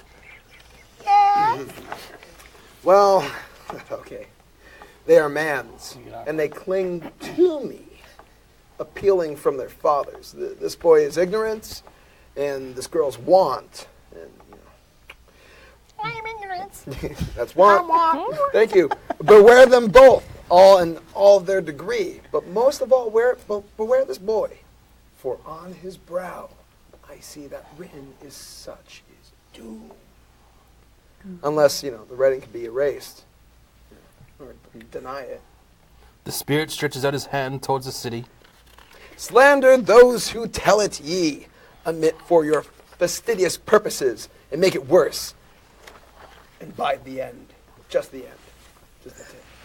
Have they no refuge or resources at all? It's a callback. Are there no prisons? Are there no workhorses? Houses. No workhorses to bring them to the workhouses? Ebenezer McHutsell winces at this. The church bell strikes 12. Ebenezer McHutsell looks about him. The spirit is gone.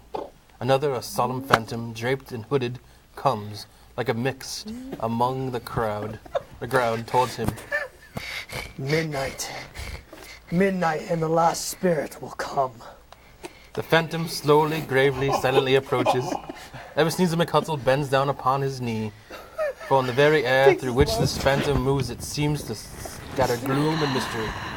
It is shrouded in a deep black garment, which conceals its head, its face, its form, and leaves nothing of it visible save one outstretched hand.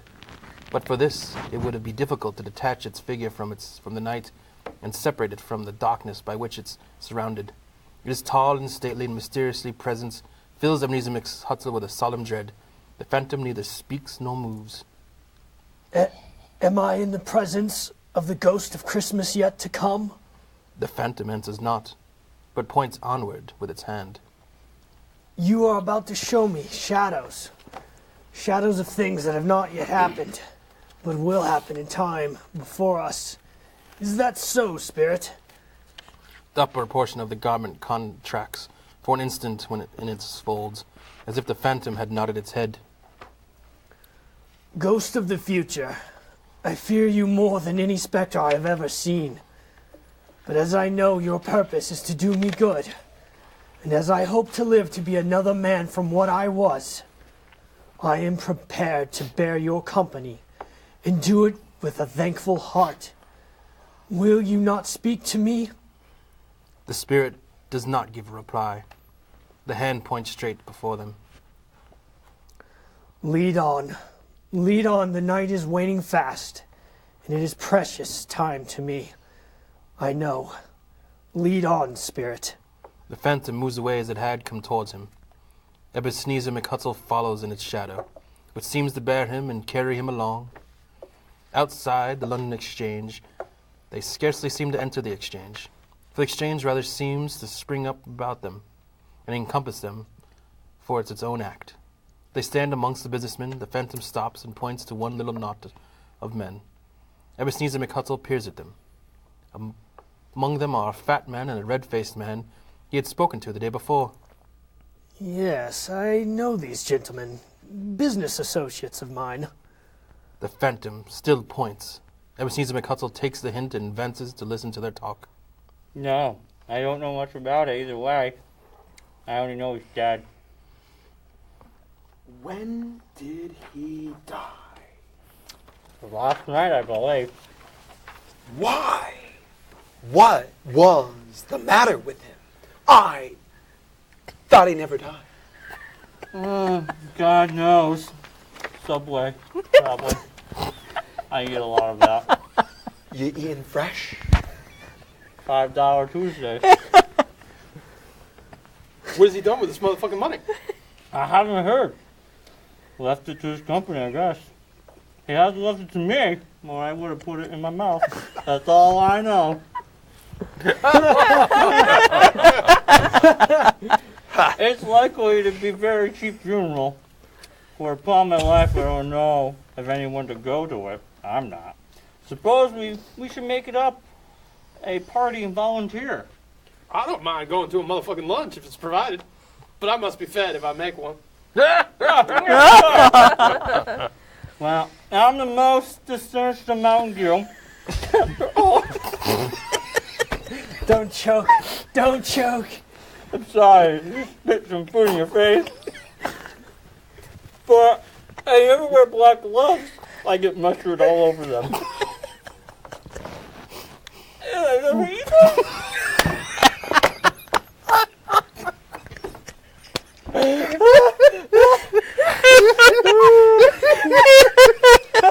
You wouldn't believe how big I am, but I never eat lunch. Go figure.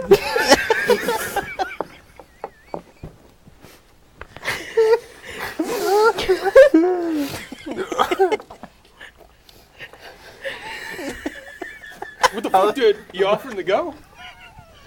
You must know this is a great idea now, aren't you?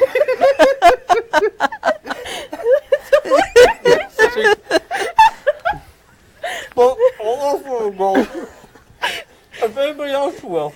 But I come to think of it, I'm not at all sure that I wasn't his most particular friend. For we used to stop and speak whenever we met and eat. Bye-bye. The men stroll away and mix in with other groups. Ebenezer McHutsell looks towards the spirit for an explanation. The phantom glides on into another street. Outside the exchange, the phantom's finger points towards two middle-aged men meeting on the massive stone steps. I know these men. Perfectly. Men of business, very wealthy. And of great importance. I've made a point always of standing well in their esteem. In business point of view, that is. Strictly business. The two men part. A puzzled Ebenezer follows the phantom through the streets.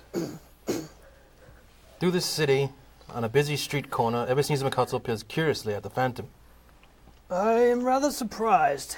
You should attach importance to conversations apparently so trivial. The phantom does not answer Ebenezer. They must have some hidden purpose, or else you wouldn't be showing them to me. Is that right? The phantom still not responding. They could scarcely have any bearing on the death of Jacob, my old partner, for his death was in the past, and this is the future. Ebenezer looks around at the multitudes of pedestrians pouring past him. I can't help but notice that this is my accustomed corner. I see by the clock that this is my usual time of day for being here, but I see no likeness of myself. Realizing what he is saying, Ebenezer fails to see the phantom move off. Not that I'm surprised, you understand. You see, I've been revolving in my mind, or a change of life. I should like to think, that is, rather hope, that my not being here is the result of my having carried out some resolutions regarding... Ebenezer suddenly notices that the phantom has moved on down the street, and Hurley follows after him.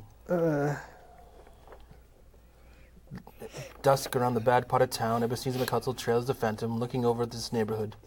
It's near sunset. The ways are foul and narrow, the shops and houses wretched, the people half-naked, drunken, slipshod, ugly. Got a penis? Alleys and archways, like so many cesspools, disgorge their offences of smell and dirt and life upon the straggling streets. Fancy ride, sailor. And the whole quarter reeks with crime, with filth and misery. 2 for $1. Oh, man, right there. I'll shank your ass. That night in a shop, a low-browed beetling shop, below a penthouse roof, where iron, old rags, bottles, bones, and greasy offal are bought. Upon the floor within are piled up heaps of rusty keys, nails, change hinges, files, scales, weights, and iron and refuse iron of all kinds.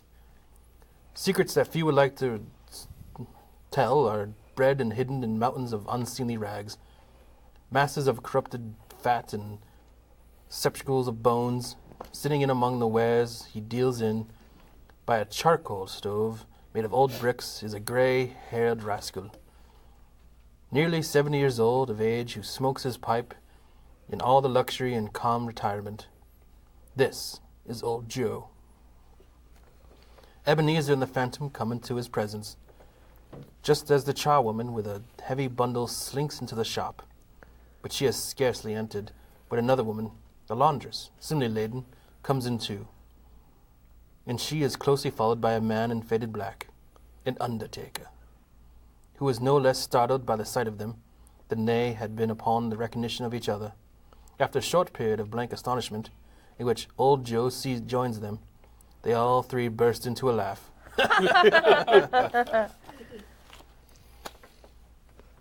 Who's the charwoman? Maybe you? No, he did. Let the charwoman alone to be the first. Let the laundress alone to be the second. And let the undertaker's man alone to be the third. Look here, old Joe. Here's a chance. If we haven't all three met here without meaning it. You couldn't have met in a better place. Come in the parlor. You were made free of it long ago, you know. And the other two ain't strangers. Shop too, I shut the door of the shop, man. He shuts the door, which creaks radly. Oh, there ain't such a rusty bit of metal in this place and its own hinges, I believe. Sure, there's no such old bones here as mine. We're all suitable to our own calling, you know. We're well matched. Come in the parlor. Come into the parlor, I'm telling you. They all follow him into the parlor, a space between a screen of rags. Old Joe rakes his fire together with an old stair rod, and having trimmed his smoky lamp with the stem of his pipe, puts it in his mouth again. While he does this, the charwoman throws her bundle on the floor and sits down in a flaunting manner on a stool, crossing her elbows on her knees and looking with a bold defiance at the other two. What odds then? What odds, Mrs. Dilber? Every person has a right to take care of themselves. He always did. That's true indeed. No man more so. Why then? Didn't stand staring as if you were afraid. Woman, who's the wiser? We're not going to pick holes in each other's coats, I suppose. No, indeed. We should hope not. Very well then. That's enough.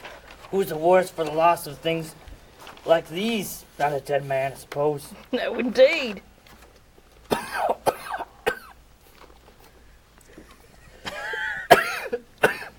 if he wants to keep him after he was dead, a wicked old screw, why was he nature in his lifetime? If he had been, he'd have somebody to look after him. I gotta stop smoking cigarettes. My throat's sure killing me right now. Then he was stuck to death instead of lying gasping out there his last 3 alone by himself. Would you like another cigarette? I need a lozenge. It's the truest word that ever was spoke. It's a judgment on him. I wish it was the little heavier judgment, and it shouldn't have been. You may depend upon that. If I could have laid my hands on anything else. Open the bundle, Joe.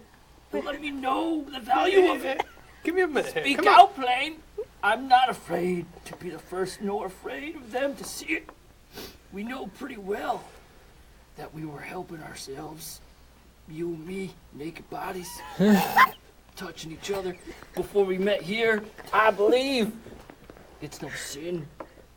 A woman who sounds like a man and a man. We can do it. Open the bundle, Joe. Open my bundle. But then Undertaker mounts the breach first. It's just a breach. But the Undertaker mounts the breach first and produces his bundle, of which there's not much. You're doing it wrong, man. You're doing it wrong. A pencil case, a pair of sleeve buttons, and a brooch of no great value. Old Joe examines and appraises them, and then chalks up his asking price for each upon the wall and adds them into the total.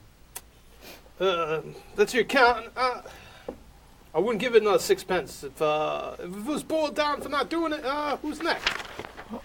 The laundress is next. Sheets and towels, a little wearing apparel, 2 old-fashioned silver teaspoons and a pair of sugar tongs, and a few boots. Old Joe chalks her account on the wall in the same manner. As he does, Ebenezer McHutsell turns to the phantom beside him. Oh, this is disgusting. I can't look at this. Haven't you anything better to show me? Ebenezer turns his back on the group and stares at the wall defiantly. I always give a little to the ladies. You know what I mean? It's a weakness of mine, and that's the way I ruin myself. I'll see you later. That's your account. And if you asked me for another penny and made it an open question, I'd repent of being so liberal and knock off half a crown. And now, Joe, could you undo my bundle? I've always been waiting for this. Oh, man. Joe goes down on his knees. Dick is a dirty man. I saw it coming and I couldn't get away from it. That's what she said. That's what she said. My character's in seat coming in a minute. Coming right. Old Joe's gonna give you his old Joe. Charwoman sounds like, oh. Yeah. That's what I was shooting for, but oh my god, it's tough. You got water there, you can tell. Joe goes down on his knees for the greater convenience of opening her bundle. And having unfastened the great many knots, drags it a large and heavy roll of some dark stuff. It's Ebenezer McHutsell's bed curtains. Wow. What do you call this, man? Don't you trim this shit? Bed curtains? The charwoman laughs and leans forward on her crossed arms. It's my labia. No. You don't mean to say you took them down, rings and all, with just laying there? Fucking trim that shit. Yes, I do. Hair and everything. Why not? I'm a woman. Hear me roar. Roar. Ebenezer McHutsell, still on his back to the scene, listens to this dialogue in horror. What? Rings and all? Exactly. You were born to make a fortune, woman, and you'll certainly do it here. On your knees. I certainly shan't hold my hand. And when I can get anything, and by reaching it out for you to shake in such a man as he was, I promise you I'll give it to you all, Joe. I'll give it to you. Old Joe pulls out some of the material. Joe, don't stop. Don't drop that oil upon the blankets now. His blankets? His blankets, woman? What am I going to do with these? Who else do you think? What else do you think? He isn't likely to take cold without him, I dare say. Where are you? Old Joe stops. You Looks got up. like coming 3 lines in. I hope he didn't die of catching anything. Huh? Don't you be afraid of that. I ain't so fond of this company that I learned about him for such things. If you did, you may look through the shirt till your eyes ache. But when you see my nipples, you know you're home. No. You won't find a hole in it. No, I will threadbare my breasts in its place. It's the best he's ever had, but you can have it too, Joe. I haven't been touched by another man. I want you. I mean, and find one too. They have wasted it, and I haven't been for me, Joe. My loins ache for you. Where I'm from, we call it ain't wasting it when a man's got use of it. I put it all on him, and then we buried him in it to be sure somebody was fool enough to do it, but I took it off again. If what she just said was calico ain't good enough for such a purpose, it ain't good enough for anything. It's quite as become to the body. He can't look uglier than he did in that one. As ugly as my old face. As they sit grouped upon their spoil, let's do it. In the scantily clad light afforded by old Joe's lamp, the three watch old Joe put the various items out of sight and produce a flannel bag with money in it. My eyes. He doles out payment to each. Ebenezer Hutsell turns to watch. Ha ha! This is the end of it, you see. Oh, thank God. He frightened everyone away from him when he was alive to prove us when he's dead. Ha ha ha! Now, Joe, let's do it on his dead body. A sickened Ebenezer McHutsell turns to the Phantom. Spirit, I see. I get it now. The case of this unhappy man might be my own. My life tends that way now. That is the lesson I am to draw from this poor man's fate, is it not? Charwoman, get on top of old Joe. Now we're just humble banshees. Oh, I'm leaving. The Phantom, as if angered at Ebenezer McHutsell's stupidity, violently lashes out, spreading its dark robe over Ebenezer McHutsell, momentarily blinding him, then wipes the road away to reveal a dark room. Ebenezer McHutsell finds himself in a dark, dark room, almost touching a bed, a bare, uncurtained bed. Merciful heaven, what is it? What is this? The room is very, very dark. Too dark to be observed with any accuracy. The Ebenezer McHutsell glances around it, anxious to know what kind of room it was. A pale light rising in the outer air falls straight upon the bed, and on it, plundered and bereft, unwashed, unwept, uncared for, is the body of a man. Oh, cold, cold, rigid death. Dreadful death. Set up thin altar here, and dress it with such terrors as thou hast at thy command, for this is thy dominion. But of the loved, revered, and honored head, thou canst not turn one hair to thy dread purposes, or make one feature odious. It is not that the hand is heavy, it will fall down when released. It is not that the heart and pulse are still, but that the hand was open, generous and true, the heart brave, warm and tender, and the pulses a man. Strike, shadow, strike, and see his good deeds springing from the wound, to sow the world with life immortal. Ebenezer McHutsell glances towards the Phantom. Its steady hand points to the covered head.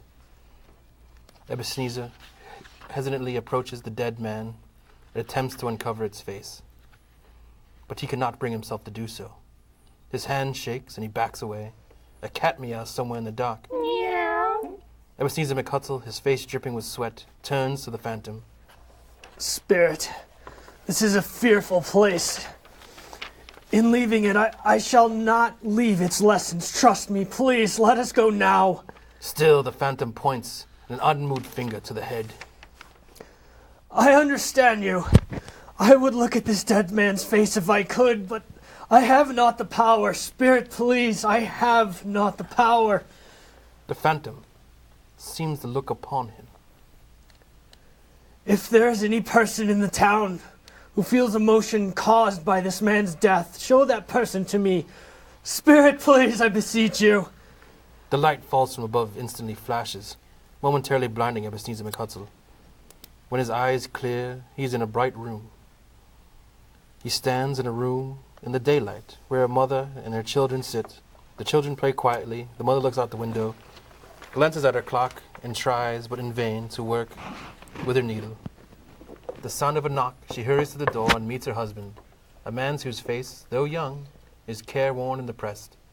There's a remarkable expression in it now, a kind of serious delight, of which he feels ashamed, and which he struggles to repress. Tell me the news. He appears embarrassed how to answer. Is it good or bad? It's bad. We're quite ruined? No, there's hope yet, Caroline. If he relents, there is. Nothing is past hope. If such a miracle has happened. He's past relenting. He's dead. After a long moment, the news sinks in on the woman. I am thankful in my soul to hear that. May God forgive me for having said such a thing. She puts her hands together in joy. When I tried to see him and obtain a week's delay, his charwoman told me he was ill and she was having sex with Joe. Can't believe those two. I always thought they would hook up eventually. Right. Yeah, I know. About time. I know. Jesus. I've been like horny toads. And what I thought was a mere excuse to avoid me, because they wanted a threesome, and I didn't want to be part of that. Well, thank God for that. I know. I hope they didn't want a threesome with McHutsell, though. Well, his body was there. Turns out to have been quite true. They did want to have sex with him, but he was Oh, dead. God. He was not only very ill, but dying then. To whom will our debt be transferred? I don't know, but before the time, we shall be ready with the money. And even though we were not, it would be bad fortune indeed to find so merciless a creditor in his successor. I may sleep tonight with light hearts, Caroline. Oh, yeah. And no foursomes or threesomes. So we're good. Just a twosome. Slightly upsetting, but okay. You know, great. Their hearts are clearly lighter now. Oh, yeah. The children's faces, hushed and clustered around to hear what they so little understood, are brighter. Standing in the sunlight next to a window, Ebenezer McCrooge turns slowly to the phantom. So, it's a happier house for this man's death. Is that the only emotion you can show me? Pleasure? Oh, yeah. But then I don't suppose one can find much tenderness connected with a death. The phantom then reaches up and pulls down the window shade, blocking the sun, darkening the room. The phantom releases the shade and it snaps up and out of view to reveal a night sky and the reflection of a lit fireplace in the glass. Ebenezer McHutsell looks at the glass for a moment before turning to see where he is. He is inside Bob Cratchit's house. Mrs. Cratchit and the children sit around the fire, quiet, very quiet. The noisy little Cratchits are all still as statues in one corner and sit looking up at Peter, who has a book before him. The mother and her daughters sew. Shh, trying to read. Okay. He shall cover thee with his feathers, and under his wings shalt thou trust. His trust shall be thy shield and buckler. Thou shalt not be afraid for the terror by night, nor for the arrow that flight by day, nor for the pestilence, honey. Thank you, Mother. You're welcome. Where the hell am I? I lost my spot, Mom. Thanks a lot, Mom. Thanks a lot. Use the Why do I ruler. have to wear? Right there. Excellent. Thank you. Yeah, there you go, hon. Why do I have to read Shakespeare tonight? Because you were bad. Now read. They put you in the Hunger Games. Don't do that, Mom. He'll just trip and fall like the other guy. Okay. Right. Pestilence. Oh, Right God. there. Pestilence that well-keth in the darkness. Walk. Sit. Sound out your Would words. you like to read, Mom? Go ahead. Would you like to read? Don't Since make you me have do it. big Don't lines. make me get the switch. You don't have a lot of lines. Don't make me get the switch. All right? Mom, you don't have a lot of lines. Do you want my lines? It's a bad time. Use your finger. Walk it in the darkness. Now go. Go ahead. 1,000 shall fall at thy side, and 10,000 at right hand, but shall not come nigh thee. Because thou hast made the Lord, which my refuge. Yeah, reading Shakespeare. You're reading out of the good book, Peter. Even the Most High, thy Habitation. habitation. Habitation. I'm sorry, we can't afford to go to a good school, can we? There. Keep going. Thanks to Mr. Keep Scrooge. going. What's it? Let's go. Okay.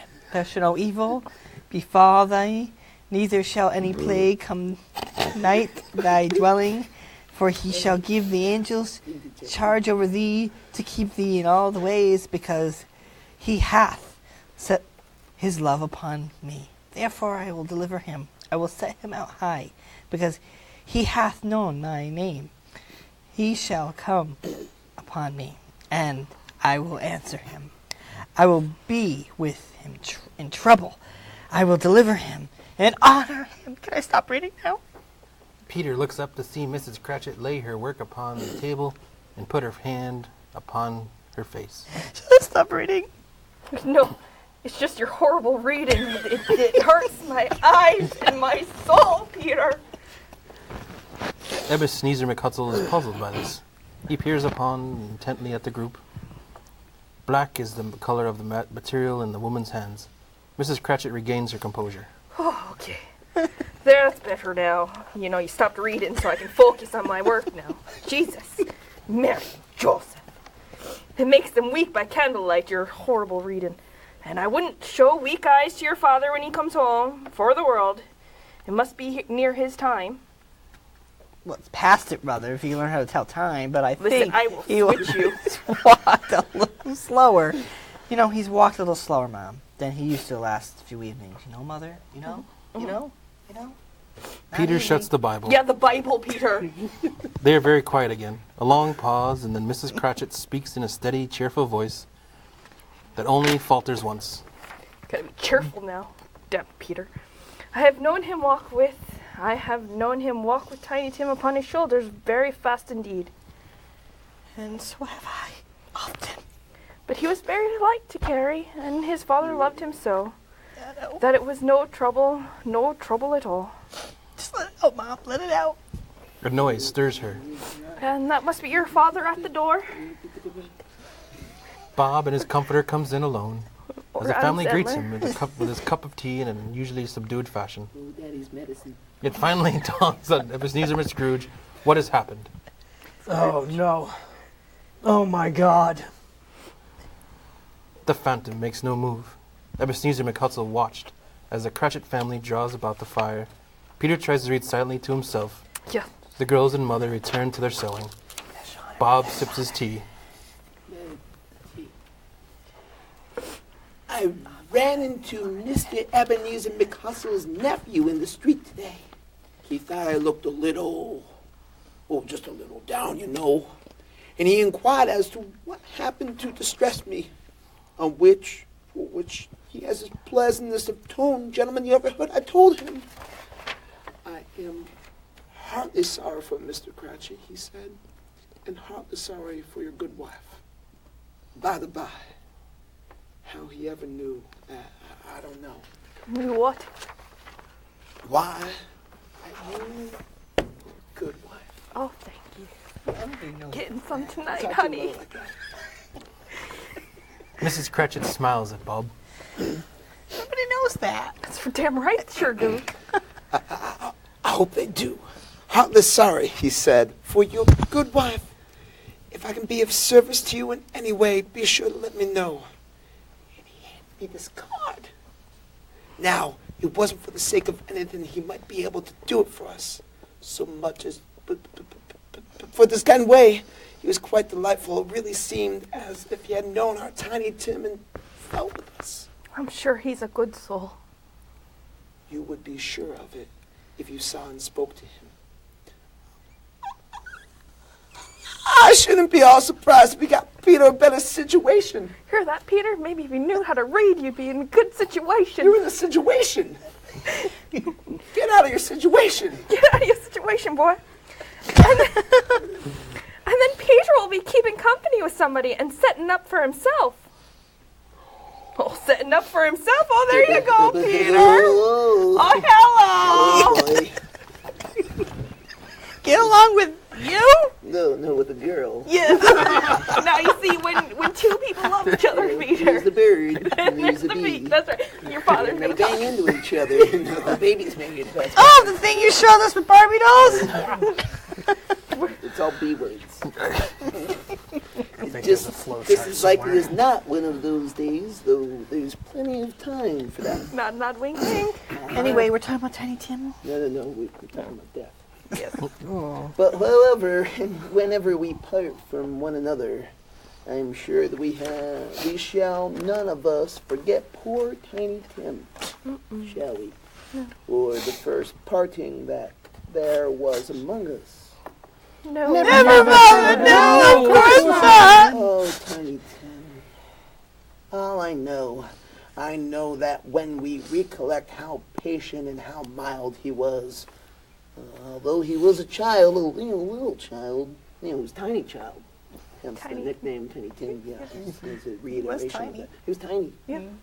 We shall not quarrel easily amongst ourselves and forget poor Tiny Tim in doing it. Oh, no, never, Father. That's right.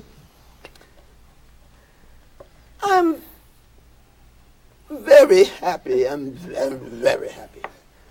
I'm happy. I'm crying, but I'm happy. Mrs. Cratchit kisses him. His daughters kiss him. The two young Cratchits kiss him. And Peter shakes his hand. Kiss me. Yeah. Bob abruptly leaves the room and goes upstairs. The family members look at one another with concern. I'm gonna die. Upstairs in a bedroom cheerfully lit and hung with Christmas decorations, Bob Bob's enters body. hesitantly and sits down in a chair close to the bed. After he composes himself with an unspoken prayer, he leans over and kisses the face of Tiny Tim, whose body we now see stretched out, lifeless on the bed. Bob breaks down all at once. Oh, my child, my little child, my little child. Ebenezer McHutsell watches grimly from the far side of the room.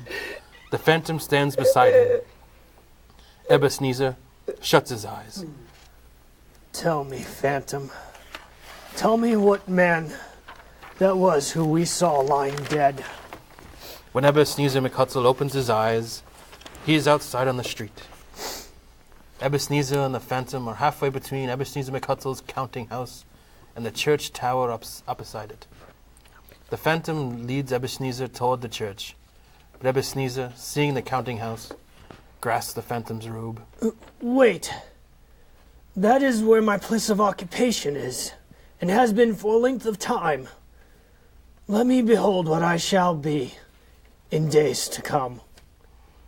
The Phantom stops, but his hand points elsewhere. My office is yonder. Why do you point away? The inexplorable finger undergoes no change at all. Just wait a moment, please. Ebenezer rushes off. Towards the counting house, Ebenezer McHutsell nervously hastens to the window of his office and looks in. It's an office still, but not his. The furniture is not the same, and the figure in the chair is not himself. Outside in the street, the Phantom points as before. Ebenezer joins the Phantom once again, confused, and accompanies it until they reach the iron gate. He pauses to look around before entering. In the churchyard, a row of gravestones, walled in by houses, overrun by grass and weeds, the Phantom stands among the graves and points down to one. Ebenezer advances towards it, trembling, then stops. Before I draw nearer to that stone which you point, answer me but one question. Are these the shadows of things that will be, or are they the shadows of things that may be only? Still, the Phantom continues to point downward to the grave by which he stands. Men's courses will foreshadow certain ends to which, if preserved in, they must lead, but if the courses be departed from, the ends will change. Say it is thus, with what you show me now. The Phantom is unmovable as ever. Ebenezer creeps towards the grave, shaking, trembling, and following the finger, reads upon the stone of the neglected grave his own name, Ebenezer McHutsell. Ebenezer falls to his knees. Am I that man who laid upon the bed. The finger then points from the grave to Ebenezer McHutsell and back again. No, spirit, no, please. The finger still pointing at the grave. Ebenezer scrambles to his feet and clutches the phantom's robe. Spirit, hear me. I am not the man I was. I will not be the man I must have been. But for this intervention, why show me this if I am past all hope? For the first time, the hand appears to tremble. Ebenezer falls down before it, crying violently, his face drenched in tears. Good spirit, your nature intercedes for me and pities me. Assure me that I yet may change these shadows you have shown me and alter my life. The kind hand trembles. I will honor Christmas in my heart and try to keep it in all the year. I will live in the past, the present, and the future. The spirits of all these shall strive within. I will not shut out the lessons that they have taught me. Oh, tell me, I may sponge away the writing on this stone. In McHutsell's agony, he catches the phantom's hand. Ebenezer sees an alteration in the phantom's hood and dress. It shrinks, collapses, and dwindles down into a bedpost. Inside Ebenezer's bedroom, yes, it is the bedpost of his own. Ebenezer McHutsell lets go of the post and scrambles out of bed. Falling to his knees, he is out of his mind, babbling like a lunatic. I will live in the past, the present, and the future. The spirits of all these shall strive within me. O Jacob Marley, heaven and the Christmas time be praised for this. I shall in it on my knees, O Jacob, oh my knees. Ebenezer folds a bed curtain over his arm. They are not torn down, rings and all. They are here, I am here. The shadows of all these things that will have been may be dispelled. They will be, I know they will be. Ebenezer's hands are busy with his garments all this time, turning them inside out, putting them on upside down, tearing them, mislaying them, etc. He laughs and cries in the same breath, stumbling out the bedroom and into his sitting room. Ebenezer stands there, perfectly winded. I don't know what to do first. I am light as a feather. I am happy as an angel. I am as merry as a schoolboy. I am giddy as a drunken man. A Merry Christmas to everyone, and a Happy New Year to all the world. Hello there. Hello. Ebenezer starts off again, going round the fireplace. There's that saucepan that gruel was in. There's the door by which the ghosts of all Jacob Marley entered. There's the corner where the ghost of Christmas past sat. There's the window where I saw the wandering spirit. It's all right. It's all true. It all happened. Really, for a man who has been out of practice for so many years, it's a splendid laugh, a most illustrious laugh. The father of a long, long line of brilliant laughs. I don't know what day of the month it is. I don't know how long I've been among the spirits. I don't know anything. I'm like a child all over again. But never mind that. I don't care. I'd rather be a proud, happy man. Hello there. He pauses as the church bell rings out the hour. Ebenezer starts babbling along with it. Clash, clang, hammer, ding, dong, bell. Bell, ding, dong, hammer, clash, oh, glory be what a sound. He runs to the window, throws it open and looks out. Not a trace of fog or darkness. Golden sunlight, heavenly blue sky, merry bells. Not too many people on the street. Glorious, truly glorious. Ebenezer spots a boy, loitering on the sidewalk below. Tell me, boy, what day is this? What's today, my fine fellow? Today? Why, it's Christmas Day, sir. It's Christmas Day. I haven't missed it. The spirits have done it all in but one night. They can do anything. Of course they can. Of course they can.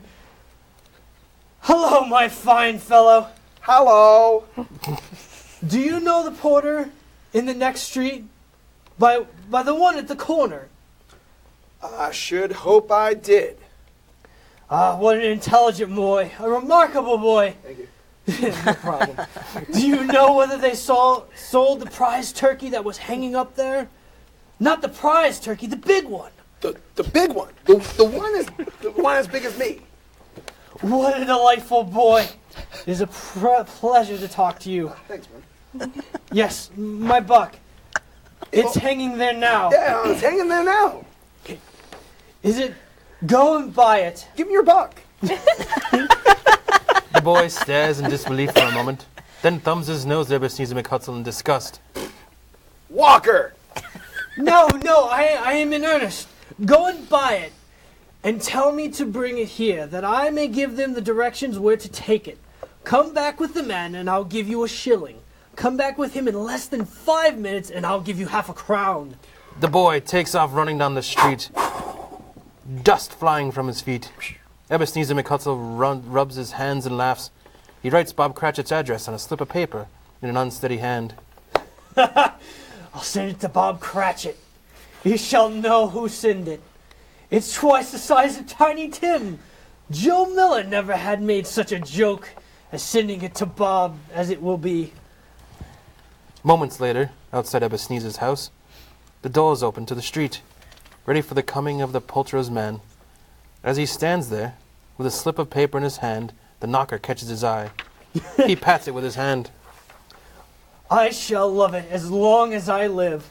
I scarcely ever looked at it before. What an honest expression it has in its face. It's a wonderful knocker. The boy with the poulterer's men arrive with a gigantic turkey. Here's the turkey.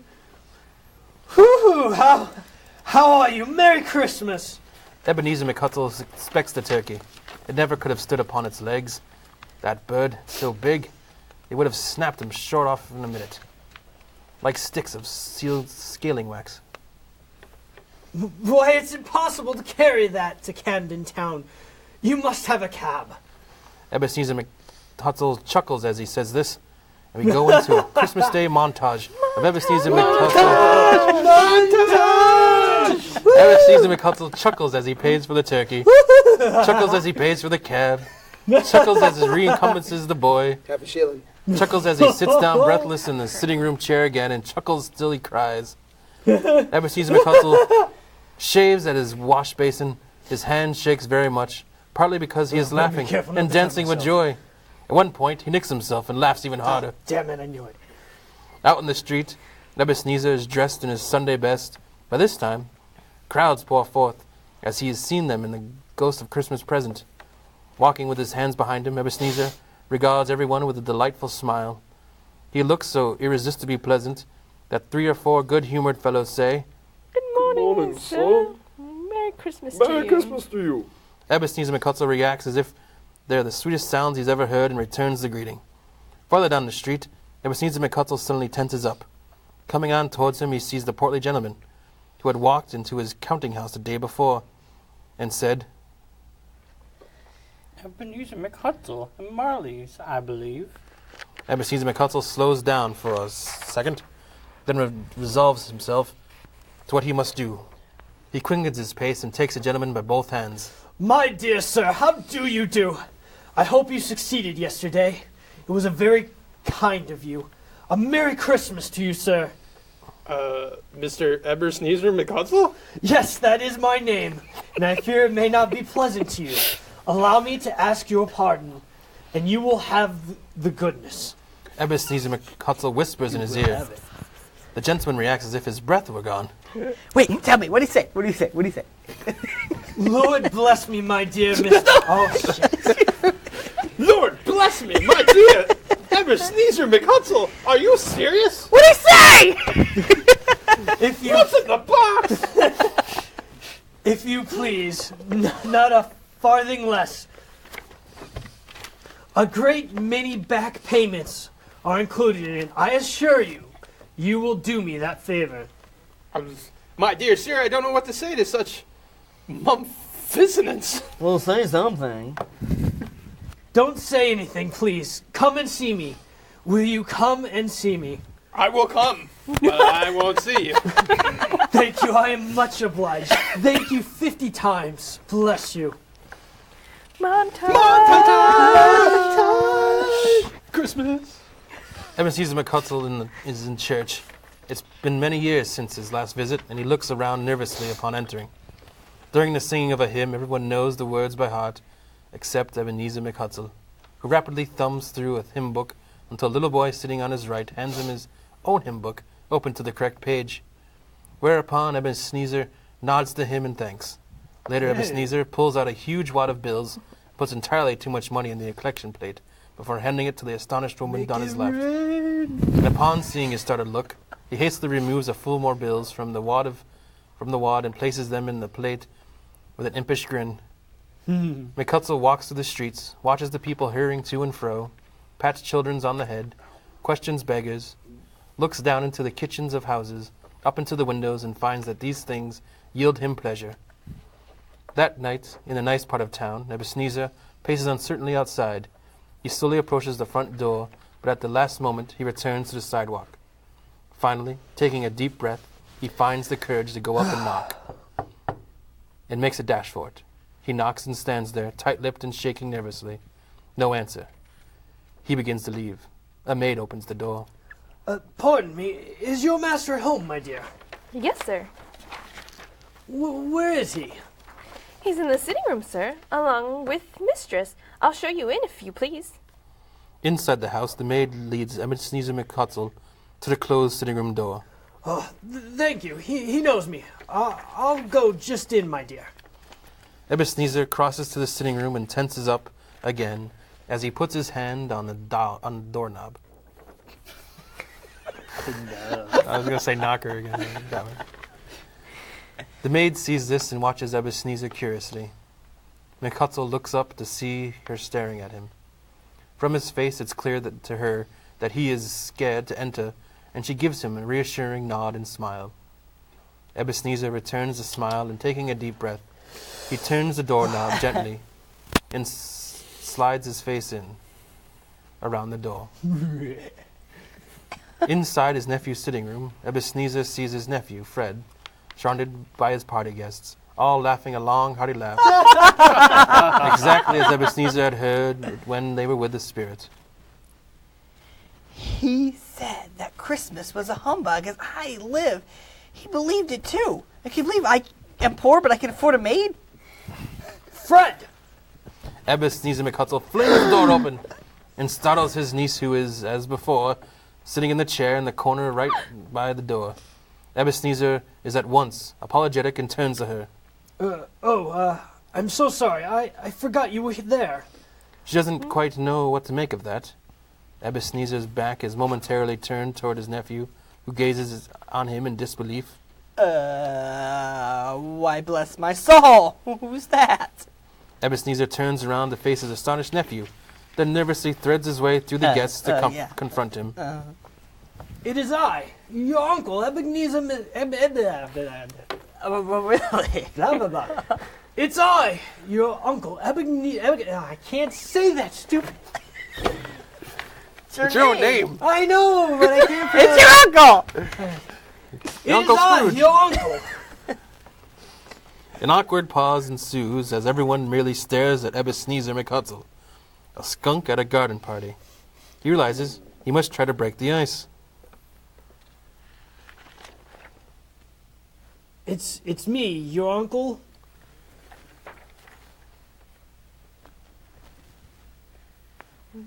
Okay. That's you. That's what I just said. It's me, your uncle. Scrooge. But he's not. It's your Uncle McHutsell. I'm just not going to say it. Just go. You can't say Scrooge? No, he's not saying Scrooge. No, it says Scrooge on mine. Well, it's your Uncle McHutsell! Oh, okay. Narrator. Way to go. Ebenezer McHutsell flashes a happy grin. And The guests stare at him in confusion. He grows intimately somber. I have come to ask you a question. Will you let me in, Fred? He's like a vampire. Let you in. Fred bursts out laughing again and shakes Ebenezer's hand so hard. It's a mercy he doesn't take his arm off. Yeah. Ow, ow, ow. Fred is still laughing as some of the other guests crowd around Ebenezer McHutsell, greeting him, patting him on the back, bringing him a drink. Some of the others move away from him and whisper among themselves, "Surely this isn't Uncle Ebenezer McHutsell." You know, I've always wanted to meet you, Mr. Ebenezer McHutsell. The droll way in which your nephew portrays you has made me very curious. I say, have you met Mr.? One of the female guests has begun to play a simple little tune upon the harp, and the others choose partners and take to dancing about the room. There might be 20 people there, young and old, but they all dance, including, for the first time in years, Ebenezer McHutsell. I came in like a wrecking ball. That's disturbing. Inside the counting house, the day after Christmas, bright sunshine pours in Ebenezer McHutsell's office. All is quiet save for the ticking of the clock, which reads 9:18. Ebenezer McHutsell sits behind his desk, grinning like a madman, with his door wide open so that he might see Bob Cratchit come into his tank-like office. Bob bursts in, his hat and comforter already off. He jumps on his stool in a jiffy, driving away with his pen, as if he were trying to overtake 9 o'clock. Meanwhile, trying to suppress a grin, Ebenezer McHutsell manages an approximation of his old, caustic personality. Cratchit, you're late. What do you mean by coming here at this time of day? Oh gosh, I'm very sorry, sir. I am behind my time. You are. Yes, I think you are. Step this way, if you please. Is it the rod again? You know it. Within stick time. Bob sheepishly leaves the tank and joins Ebenezer in the office. It's only once a year, sir. Bend over. No, not the fuzzy one. It shall not be repeated. I was making a rather merry yesterday, sir. I drank a lot. Now, I'll tell you what, my friend. I am not going to stand for this sort of thing any longer. And therefore... Ebenezer leaps from his chair and gives Bob such a dig in the waistcoat that he staggers back into the tank again. And therefore, I am about to raise your salary. Oh, my ribs, I'm happy. Bob gasps, trembles, and inches away from Ebenezer, picking up a nearby ruler to use for self-defense. Ooh, I got the feather one. A Merry Christmas, Bob. A merrier Christmas, Bob, my good fellow, than I have given you for many a year. I'm going to raise your salary, and if you let me, I'd like to try and help your family, too. Well, that's incredulous. An incredulous Bob stares at Ebenezer McHutsell for a long, long moment. Well, let's discuss it this afternoon over a Christmas bowl of smoking bishop. What the? Bob? You know my guy. Make up the fires and buy another coal. Scuttle before you do another. Bob Cratchit. Going to store for more smoking bishop. Ebenezer Smoke McHutsell my bishop. grins at a still uncertain Bob Cratchit. The distant sound of carolers singing an appropriate hymn grows louder.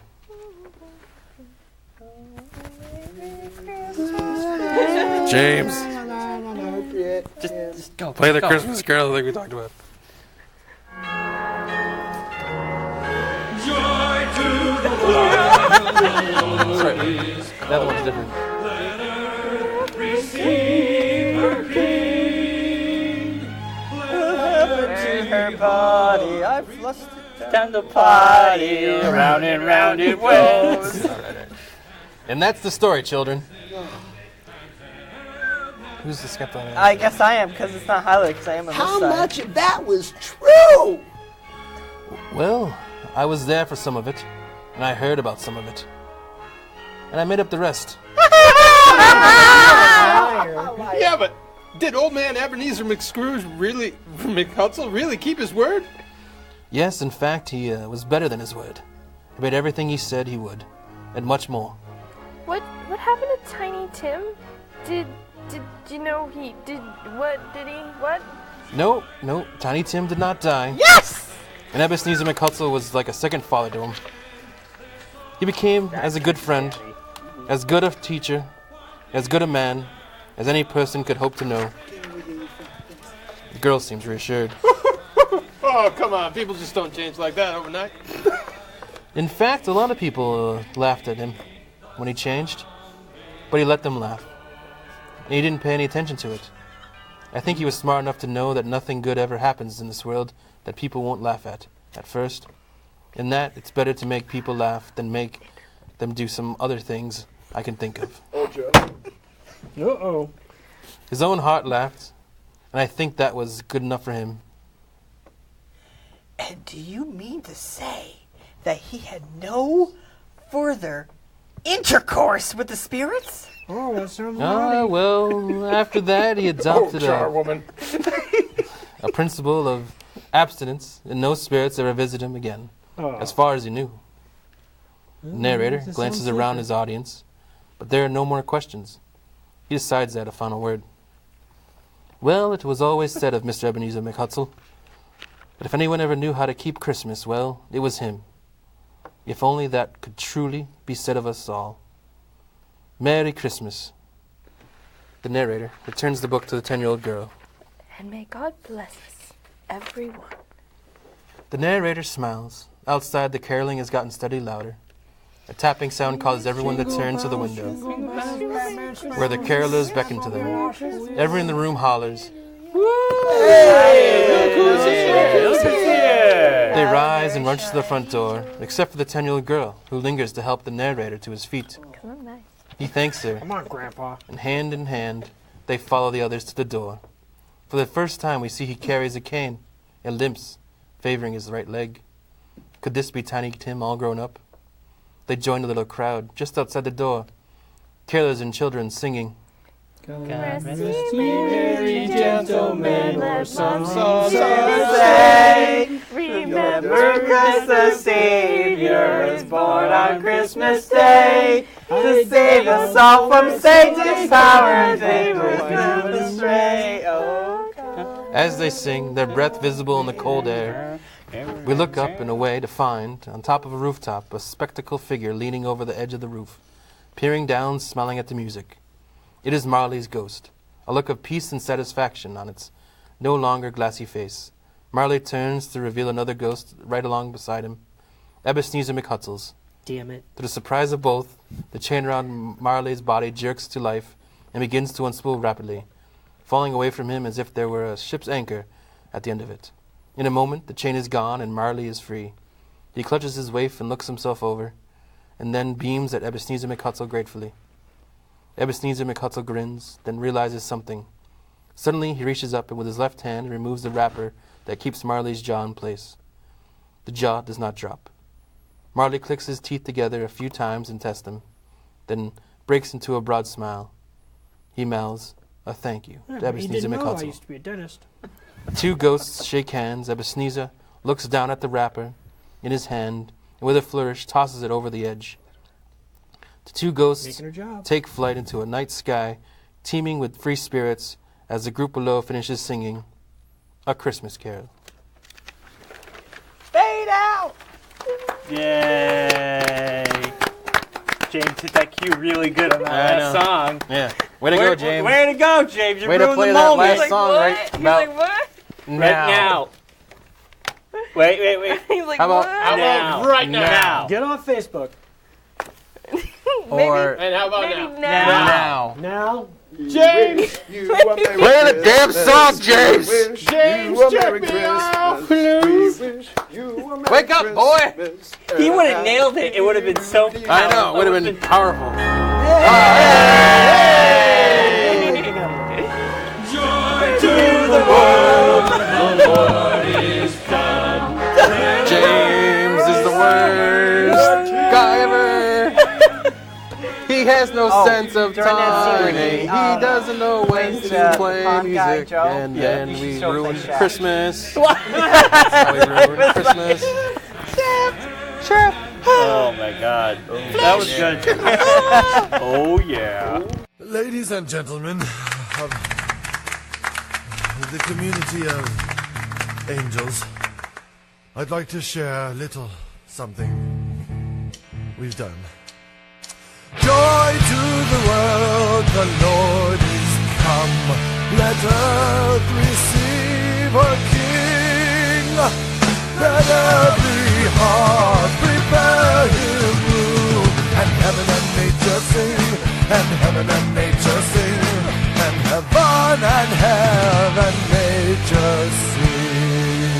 He rules the world with tooth and nail and makes us follow him.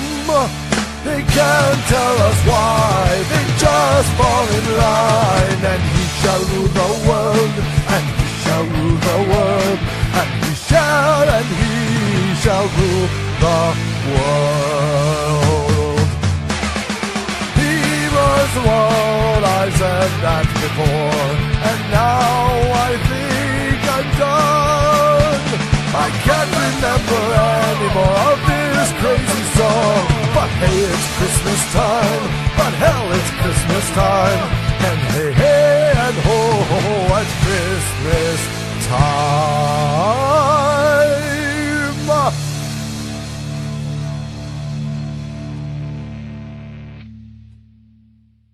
Do a cooking show over there. Talk shows over here. Yeah, just don't ad-lib the next person talking out of something to say. I know, right? And be like, Play Dungeons and Dragons and a podcast. Well, that's what I say. Yeah. We're You recording. can go with People know it. what's going Just go on. with it. You just We were using cameras. We had Yeah, but cameras and actually going videos. with it, we'll end up with an entirely different play. That's great. Do it. Go to Taco Bell, get me 2 bean burritos. That's nothing to do with Christmas. You can do it. No, freaking don't do that.